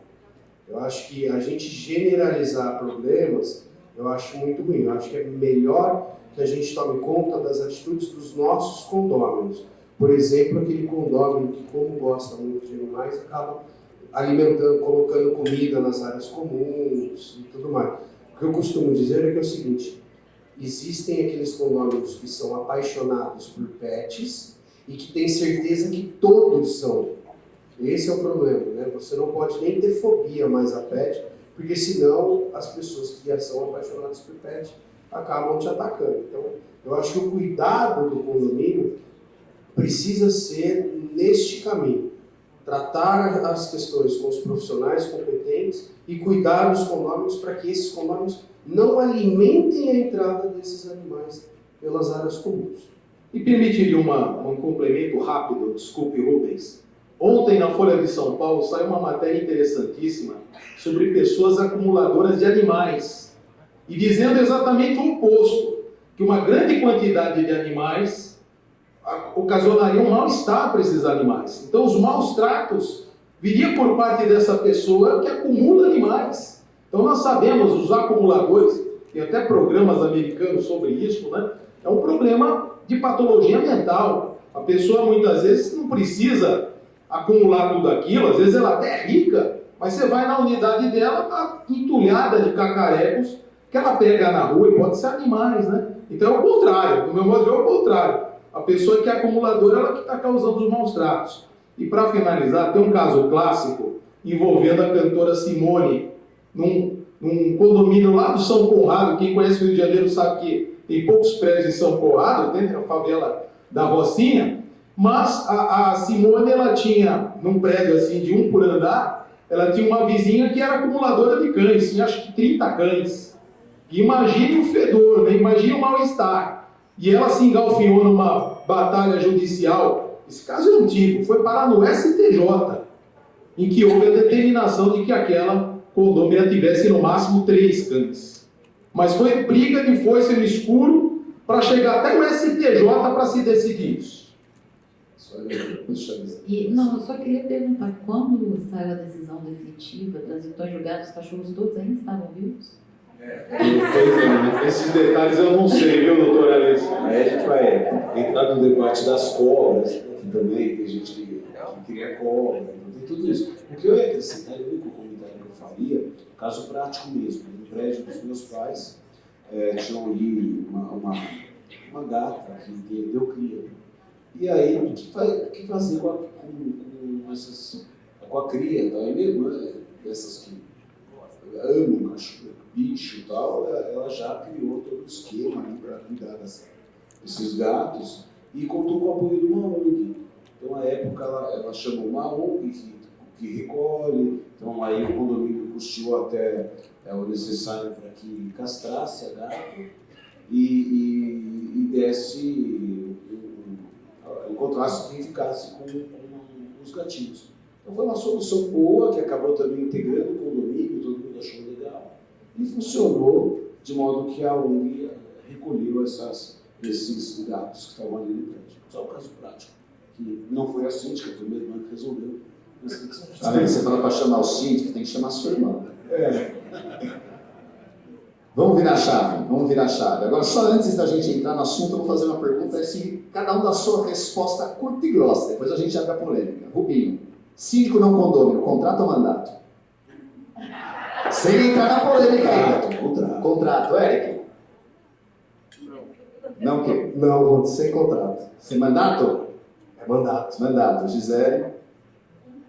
João Paulo? Nenhuma coisa nem outra. Eu ia perguntar. Explico, calma, deixa eu explicar. Eu falei que não era para entrar em detalhe. Não, mas eu vou ter que entrar, não tem jeito, desculpa. É representação. Artigo 115 do Código Civil. Então, tá. Não é contrato de mandato. É uma forma de representação. Lisa? Bom, agora você me colocou naquela situação que a gente conversou, né? Eu vou dedurar. Oh, peraí, vamos facilitar. Peraí, dá licença. Diga, Lisa, qual a sua resposta? Olha, juridicamente falando, eu vou com o Rubens, contrato, mas eu tenho algumas questões práticas que eu queria comentar depois que ele e o Eric fizessem as considerações deles. Não, é sério. Eu acho que a gente tem como... Eu tenho dificuldade, às vezes, de distinguir um pouco. Né? A gente precisa olhar o caso concreto e o que faz sentido para aquele condomínio, o que funciona naquela situação, e, ao mesmo tempo, ter a técnica jurídica da nomenclatura correta ou da interpretação mais adequada. Esse caso é um caso que a gente sabe que tem discussão, a gente tem pontos de vista distintos com relação ao assunto, mas eu ainda tenho dúvida sobre o que é mais adequado para aquele condomínio. Acho que a discussão aqui é muito o que fazer com aquele contrato do síndico. Quem tem poderes para assinar, quem tem poderes para fazer a decisão daquele contrato, se precisa da assembleia ou não, se precisa da destituição ou não. E eu ainda tenho dúvida com relação à necessidade de cada condomínio. A gente vê muito o síndico profissional, às vezes, na mão do conselho. E esse conselho brigando muito por interesses individuais e não coletivos. E aí, nesses casos, eu acho muito perigoso você deixar essa decisão nas mãos do conselho sem que isso seja levado para uma assembleia. Mas eu vou passar o microfone para os dois, porque eu sei que eles estão ansiosos aí para falar desse tema e acho que vai ser mais rico do que escutar as minhas dúvidas aqui. Vou fazer minha observação, então, antes de passar para vocês. Considerando que o Código Civil coloca que a Assembleia, a lei lá, que o condomínio terá um síndico, não diz se ele é eleito ou se ele é contratado. Então, o Código Civil, ele é claro que terá um síndico de mandato, tal. Considerando que 99,9% das convenções colocam que o síndico será eleito em Assembleia. Considerando que quando eu voto um vereador, deputado, quem quer que seja, os poderes ou as atribuições dele estão definidas, se eu não faço nenhum contrato com ele, eu não tenho como convocar uma assembleia para tirá-lo, mas existe um procedimento. considerando que a lei coloca as responsabilidades e atribuições do síndico e a convenção complementa, eventualmente, algo que não vá contra a lei. Considerando ainda o parágrafo 2º do 1348, que diz que a Assembleia poderá transferir a terceiros responsabilidades, tal, tudo aquilo que todo mundo conhece. Quando nós levamos um síndico não condômino, por que eu faço um contrato se já há todas as previsões para, vamos chamar assim, o início do trabalho dele, o tempo que ele estará lá trabalhando e a forma de rescisão dele mediante a convocação de um quadro. Sendo que eu poderia até, eventualmente, nessa mesma Assembleia, colocar com base no parágrafo 2º de 1348, olha, caso ele não cumpra as obrigações, tal, que já é uma previsão de restituição do síndico, fazendo todas essas prévias e discussões que a gente sabe que acabam batendo. Por quê? Dr. Rubens é contrato, Dr. Eric é mandato. Olha, vamos começar por um ponto que eu acho que é bem importante. Da mesma maneira que o Márcio, mas olha, as assembleias fizeram por meio eletrônico e não tinha previsão. Aqui é a mesma coisa. No direito privado, o que não é proibido é permitido. A assembleia não tinha previsão, eu podia fazer, a menos que a convenção estabelecesse de modo diverso. Não ter convenção vai dizer que não pode ter síndico não condômino. Consequentemente, vai ter que ser feito tal como o Código estabelece. Tem convenção que vai disciplinar, inclusive, hoje, que só pode ter síndico terceirizado. E vai estabelecer a forma de remuneração dela igualmente. A grande questão é que não preciso celebrar contrato. O que é importante é que tem a natureza jurídica de contrato. Não tem contrato com forma, não tem uma forma prevista em lei. Tem solenidade para a contratação. Então, como que eu vou celebrar? Por meio da escolha em assembleia. E aí vem o que, para mim, é fundamental quando a gente trabalha no conceito de natureza jurídica de contrato, que é a autonomia privada. É a vontade das partes que vão convergir para uma determinada questão. E o que a gente busca, tanto a Assembleia como órgão soberano, porque a gente fala o síndico é um representante, não tenho dúvida, representação legal ou convencional. A única questão é que posso ter representação legal ou convencional, e a convencional é que para seu mandato. Agora, quando a gente fala da forma, da vontade das partes, quem delibera é a Assembleia. O síndico é só o representante. E a Assembleia delibera e contrata tal pessoa para o exercício do cargo de síndico. E pode conferir ao Conselho, pode conferir ou não é obrigatório.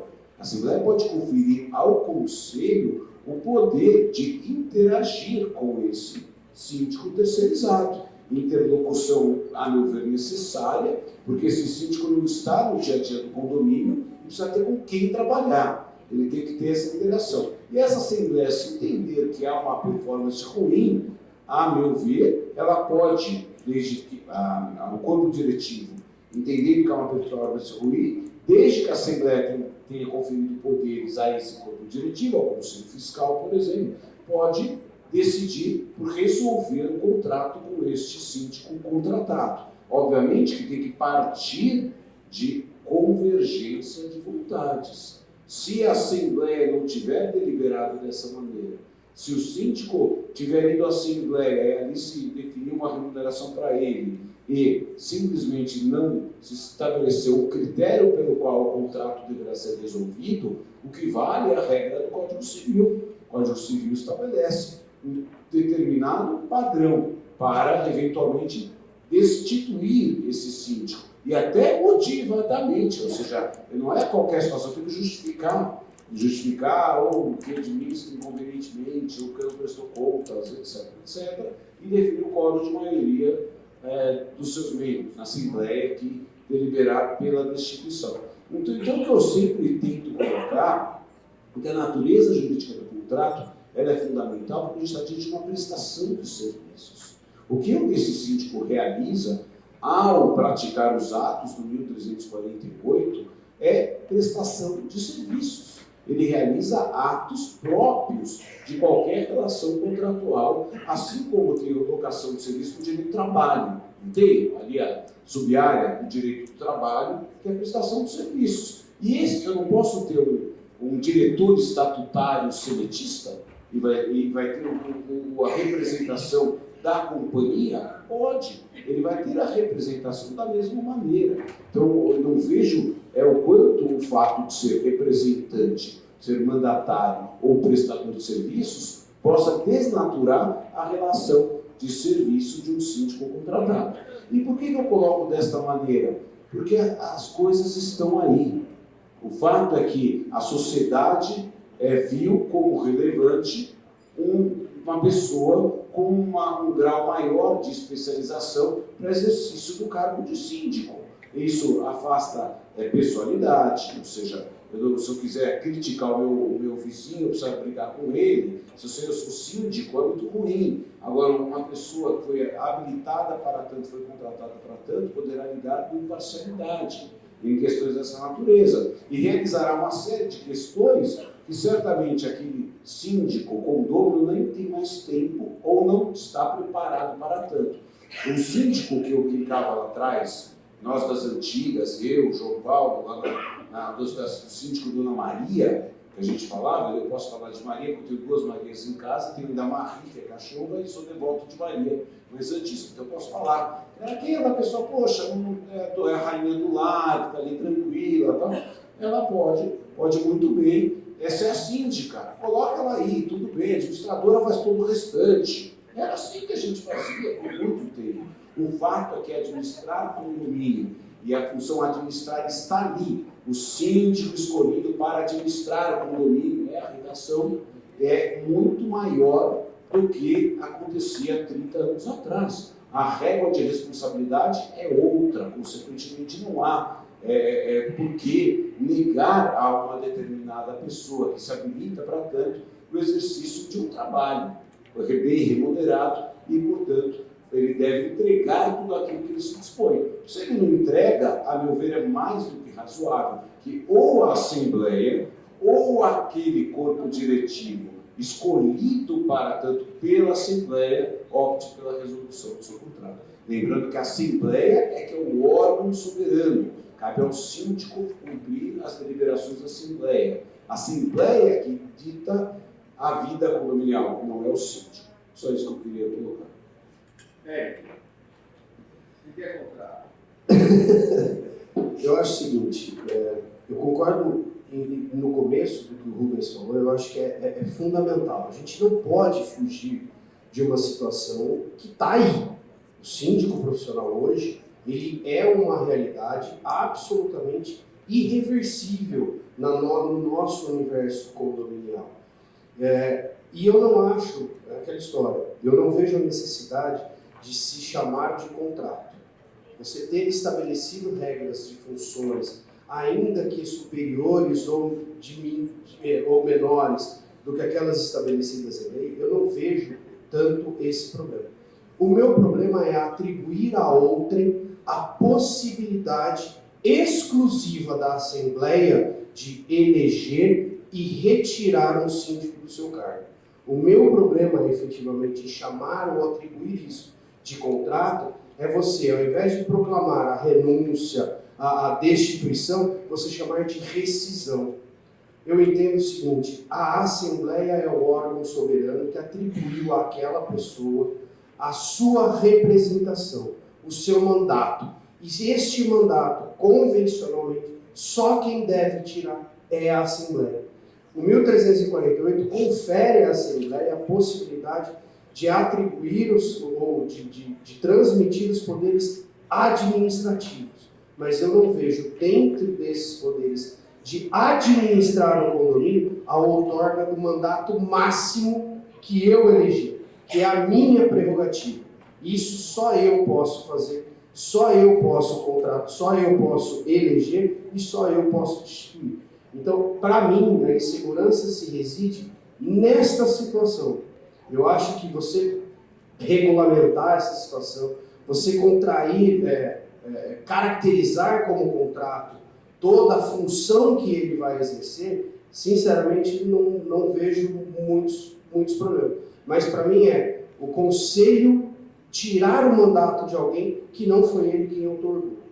Eu acho que esse, para mim, acho que nós temos caminhos, acho que referendar esta decisão do conselho em uma assembleia hoje é fácil. O próprio artigo diz que você não precisa nem de quórum, não administrou convenientemente o condomínio, você está fora. Acho que referendado isso, feito isso, acho que a gente soluciona. Eu só não vejo a possibilidade ainda da rescisão ser uma prerrogativa simples do Conselho. E também considerando a nossa prática, que às vezes o Conselho ele só não quer ter a responsabilidade. Ele quer ter o cargo do síndico, mas ele não quer a responsabilidade civil e criminal que o síndico tem. Então ele acaba rescindindo contratos do síndico, entre aspas, única e exclusivamente ao seu bel prazer, sem passar, inclusive, pelo crivo daquele que, teoricamente, lhe otorgou um poder que também não poderia ser otorgado a ele. E essa outorga sendo nula, para mim, então, gera nulidade consequente disso. Desculpa a santidade. Outro aspecto que eu acho interessante, por exemplo, você tem que justificar. Então, por exemplo, a destituição pressupõe a motivação. Agora, e se a Assembleia resolve unilateralmente, denúncia vazia, quero resolver o contrato. Porque a Assembleia, eu estou dizendo que é o corpo diretivo. Eu perdi a análise de contrato, porque eu não estou preocupado com o conselho em si. Conselho, eu acho que a Assembleia deve deliberar ou não, por conceder esse poder de resolver. Se a Assembleia deliberar, assim não deliberar, por que ela não pode simplesmente resolver por substituir e tem que ficar ali motivando, e convocar, e destituição? Então, eu acho que mas o rigor, o que me incomoda é conferir tamanha burocracia, tamanho rigor para um prestador de serviços. Por que o síndico contratado é diferente da administradora? Por que ele é diferente do advogado? Por que ele é diferente da mão de obra terceirizada? Porque legalmente ele tem muito mais responsabilidade. Ele tem muito mais responsabilidade. Ele me afeta como condomínio muito mais do que outros prestadores de serviço. O meu cotidiano é afetado mais por ele. Antes que vocês dois saiam no tapa, deixa eu apimentar antes que vocês dois saiam no tapa, que eu vou sentar na mulher do meio, entendeu? Considerando então aí que ele é o representante, né? Porque ele tem mais atribuições e mais responsabilidades, e o João entende que é representação. Então, João, apimenta um pouco mais esse debate dos dois. Senta aqui no meio que a gente já fica aí tomando paulada dos dois lados. Vamos lá. Como disse o Rubens, a beleza do direito a essa divergência de opiniões. E como disse o Dr. Márcio, concordo inteiramente, é dessas diferenças que nós crescemos, nós chegamos a novas realidades. Então, se eu brinquei, dizendo que não era nenhuma coisa nem outra, porque me parece, eu me alinho à visão do Eric, eu penso que o síndico exerce é uma representação legal. O que é um síndico hoje? Não existe, na letra da lei, uma diferenciação entre síndico profissional e síndico orgânico. Essa, como disse o Dr. Rubens, é uma necessidade que surgiu da nossa sociedade, da nossa economia. Não podemos fechar os olhos. Só que a lei, ela fala de síndico e ponto. Não importa se ele é externo ou interno. Importa que ele tem que ser escolhido pela Assembleia, assim diz o artigo 1347, assim diz o artigo 1350, então tem que passar por esse ritual democrático de eleição, e aqui não importa se ele é de fora ou de dentro. Fato é que ele tem que ser eleito. Então eu ouso discordar do Dr. Rubens, eu não o qualifico como um prestador de serviços. Ele é muito mais que isso. Ele realmente tem uma carga de atribuições e responsabilidade gigantescas, a ponto de nós que atuamos em cursos aí para síndicos, aqui mesmo na Universidade de Secov, por vezes vem lá um aventureiro, perdoem a palavra, mas vem um aventureiro que quer se iniciar na carreira, e aí quando ele faz o curso e percebe o tamanho da bronca, ele vem e diz: não, professor, esquece, eu não vou ser síndico profissional, não. É muita coisa, é muito difícil, é muito trabalho. Ou montar uma administradora que seja. Então, sim, me parece que o ponto de partida é esse. O que é um síndico? Resposta: é um representante legal. O Instituto da Representação, ele pode abarcar figuras contratuais, como é o caso do contrato de mandato. Não é o caso do síndico. A representação que ele exerce decorre diretamente da lei. Ele exerce representação porque ele foi democraticamente eleito. Ele tem uma carga de atribuições que está na lei, artigo 1348, está na convenção. E, portanto, para que ele deixe de ocupar esse cargo eletivo, vontade democrática do todo, vai ter que se cumprir um ritual legal, até que a lei se modifique. Por quê?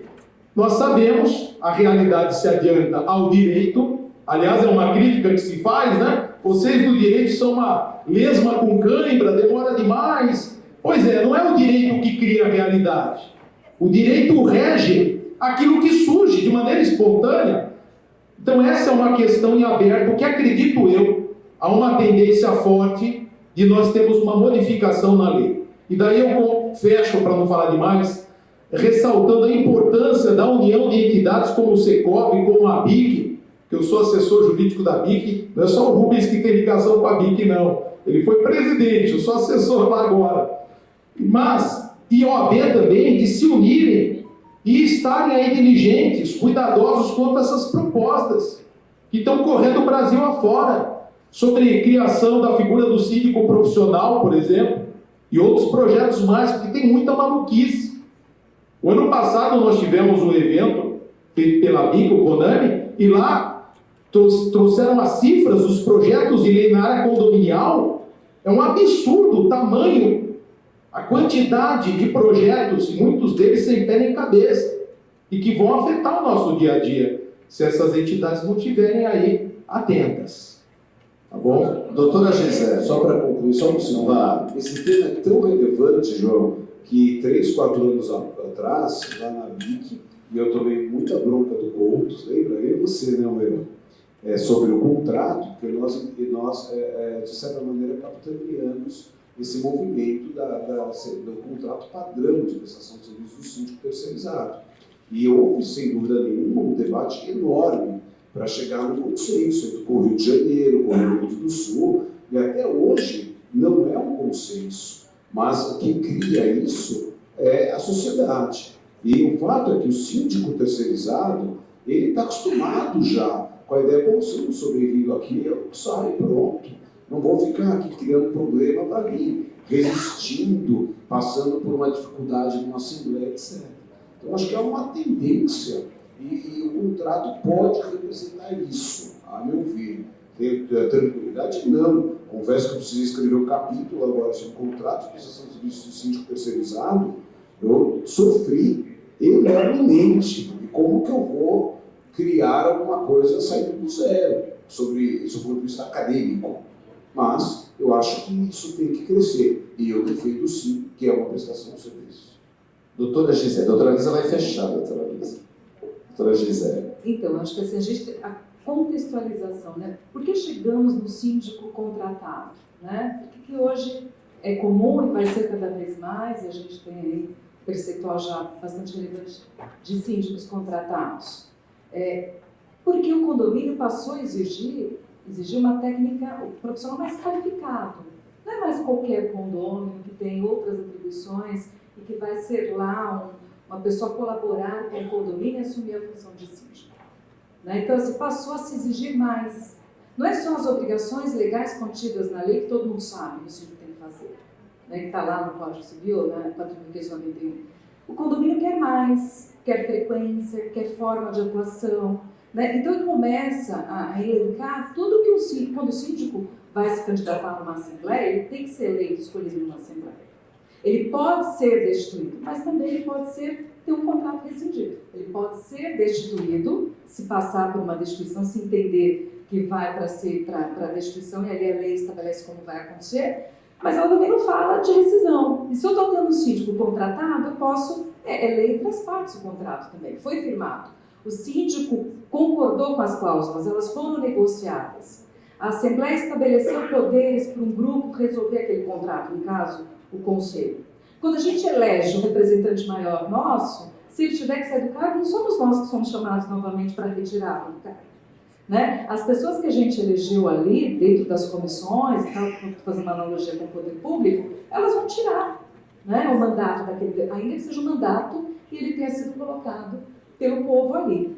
Então, eu acho que a gente tem que ser mais dinâmico.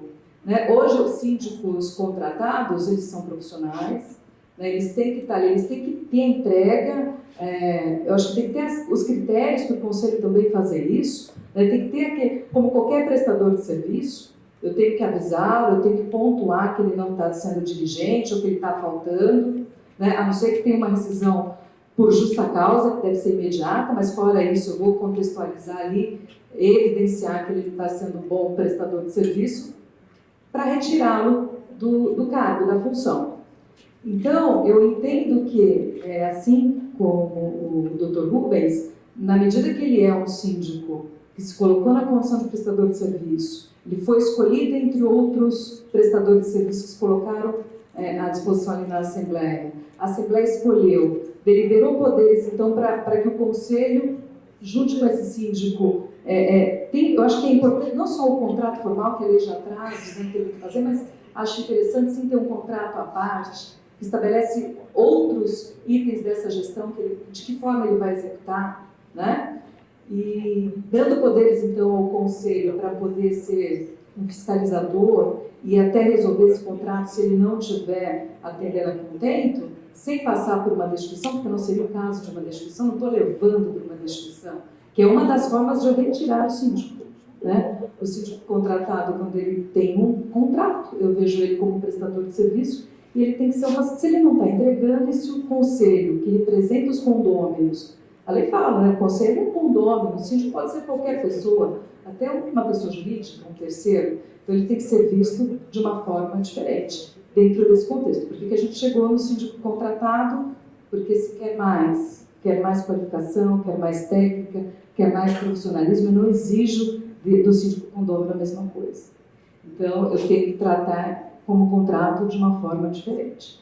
É isso. Eu tenho um exemplo clássico que está acontecendo no escritório hoje, que eu posso falar sem citar nomes, mas um síndico contratado foi contratado para estar como síndico, ele começou a não ter uma gestão adequada, o conselho tem um contrato, o conselho poderia resolver o contrato dele, mas o conselho foi um pouco mais cauteloso e falou, não, a gente vai partir para uma assembleia de destituição. Foi colocada em pauta a destituição desse síndico contratado. Antes ele teve uma conversa com o conselho e falou, não vou na assembleia, eu renuncio, não precisa ser colocada a minha destituição. O síndico conselheiro coloca isso para as pessoas, não teve uma conversa prévia, não houve uma formalização da renúncia, né? Foi só uma conversa, ele levou isso para os condôminos e elegeram um síndico. No dia seguinte, com a ata na mão da Assembleia, esse síndico contratado foi na Justiça e falou assim, elegeu um síndico, não teve uma destituição, não houve essa renúncia que eles colocam aí, eu quero me manter no cargo, na função. Teve um pedido de liminar para poder votar, foi negado e o condomínio ainda está aguardando ser citado. Mas até aí, ele continua agindo, já teve, né, outras ações por parte do síndico eleito, porque ele continua agindo como se o síndico ainda fosse, atuando nos grupos de WhatsApp de condôminos, se direcionando aos condôminos, tumultuando absurdamente a vida do condomínio. Um terceiro, um estranho, né, que o condomínio não quis mais, a Assembleia elegeu outra pessoa, ia votar na instituição, inclusive agiu de má fé. Então eu acho que quando a gente está tratando de um prestador de serviço, para ele se manter na função como nós, como qualquer um de nós, temos que atender os anseios, temos que ter boas práticas, tem que entender que é uma gestão, que é um contrato, eu tenho que entregar, senão eu vou sair. Né? Então eu acho que precisa ser enxergado de outra forma. O condômino que não tem essa atividade como uma atividade dele, né, remunerada ou tendo apenas uma isenção, ele é um colaborador, é uma outra visão. Não existe contrato ali. Existe contrato da lei, da convenção, fala que ele vai ter que fazer pelo síndico, mas não um contrato ali formal de prestação de serviço. Doutora Alissa. Eu acho que Tá claro, né, que a gente tem posicionamentos diversos em relação ao assunto, e aí eu gostaria de chamar a atenção para o papel da administradora, né, nesse sentido. Acho que a condução da Assembleia e até mesmo o que acontece antes da Assembleia, você precisa tomar as cautelas, né, necessárias para evitar que, depois de eleito o síndico, vá se fazer a revisão do contrato e se descubra que tem uma ação judicial contra aquele síndico, no qual ele agrediu condôminos. Isso é um fato real, já vivemos. E aí, não, agora não queremos mais ele, então, mas poderia ter feito isso antes, né? Porque com isso vocês evitariam, né, essa dor de cabeça que surgiu agora. E eu acho que na Assembleia precisa ficar muito claro tudo isso.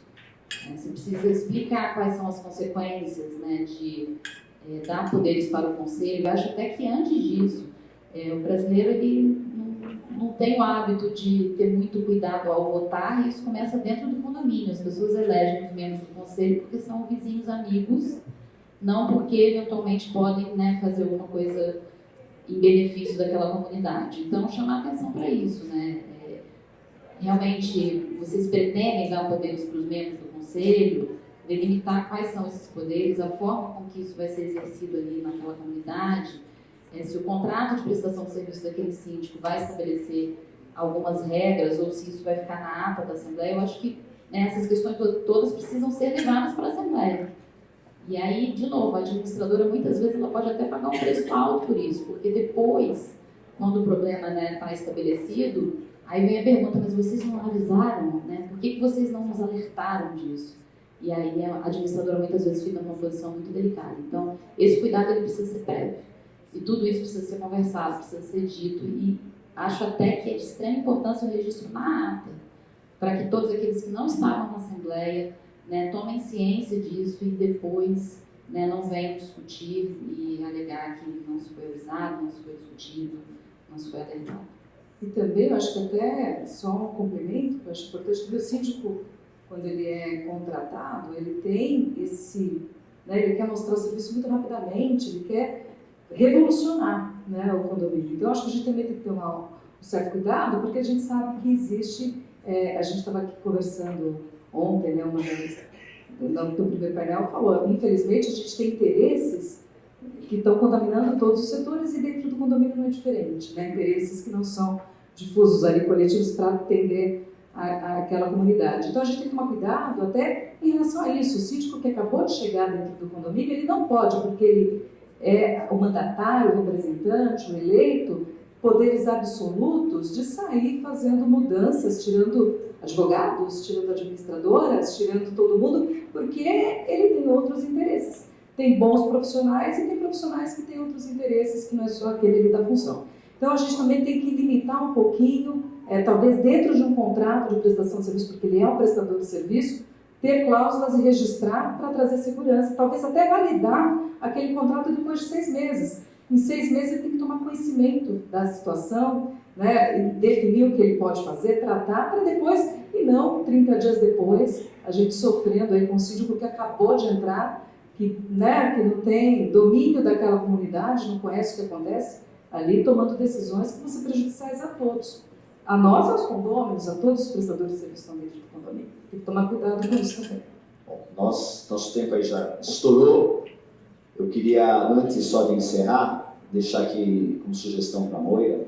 Esse assunto a gente ainda tinha bastante para falar sobre síndico e tudo. Então, pensar, de repente, se o Secov organizar algo voltado para o síndico, sobre esse assunto, síndico condomínio, não condomínio e tal, e eu vou fazer 3 perguntas rápidas, assim, só até para deixar esse apetite para aguçar a Moira também.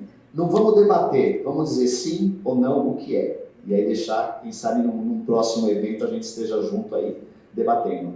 Eu queria saber a opinião de cada um. A convenção não prevê, aliás, a convenção prevê que o síndico terá que ser condômino.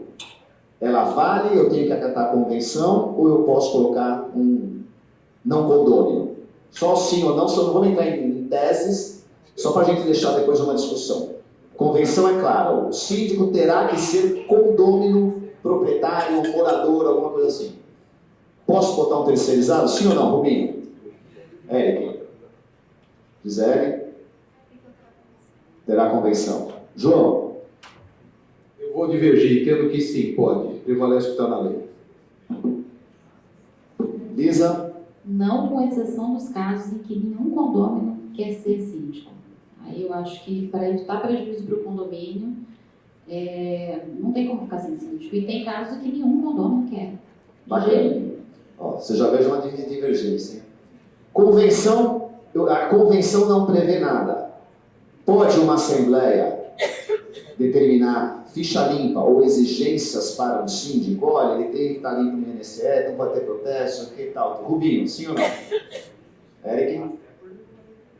Até por regulamento interno. Gisele? Sim, até porque pode viabilizar a gestão, né? Se o síndico tiver algum impedimento, ele tem problemas, né? Ele não consegue conduzir em alguns aspectos, seu representante. João? Lisa? Sim, uma cautela necessária também. Síndico condômino, síndico não condômino ou profissional terceirizado. Tem mais responsabilidade civil e criminal? O terceirizado, o especialista ou o profissional sobre o síndico condômino? Sim ou não? Muito difícil, porque a régua de responsabilidade é mais alta.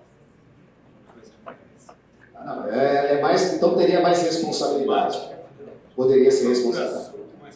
Eu quero deixar isso aqui para a Mônica depois fazer um próximo e a gente vai debater e explicar o porquê. É o bom e velho depende. Ótimo, melhor resposta. Como diz o nosso chefe, por um lado, por outro. Advogado tem que ter uma mão só. Eu entendo, depende, a gente sempre usa, mas ele tem mais responsabilidade. Ele é a função dele, né? Ele é remunerado, ele é preparado, ele tem conhecimento. Não é o condômino que está fora desse mundo. O síndico contratado, eu acho que ele deve ser mais João? Não é o homem médio. Sim, sendo especialista, tem um grau maior de rigor na responsabilidade. Eu acho que tem uma questão muito de expectativa, né? Quando você contrata um síndico profissional, você tem expectativa de que ele entregue mais que um síndico condômino. Então, eu acho um pouco difícil a gente igualar, considerando essa questão da expectativa. Não deu para fazer todas as perguntas, então eu pincelei essas 3 aqui que vieram, para ser mais... então fica aqui, queria agradecer a presença do Rubens, o Eric, Gisele, João, Lisa, Márcio, que acabou saindo mais cedo, agradecer a presença de todos vocês.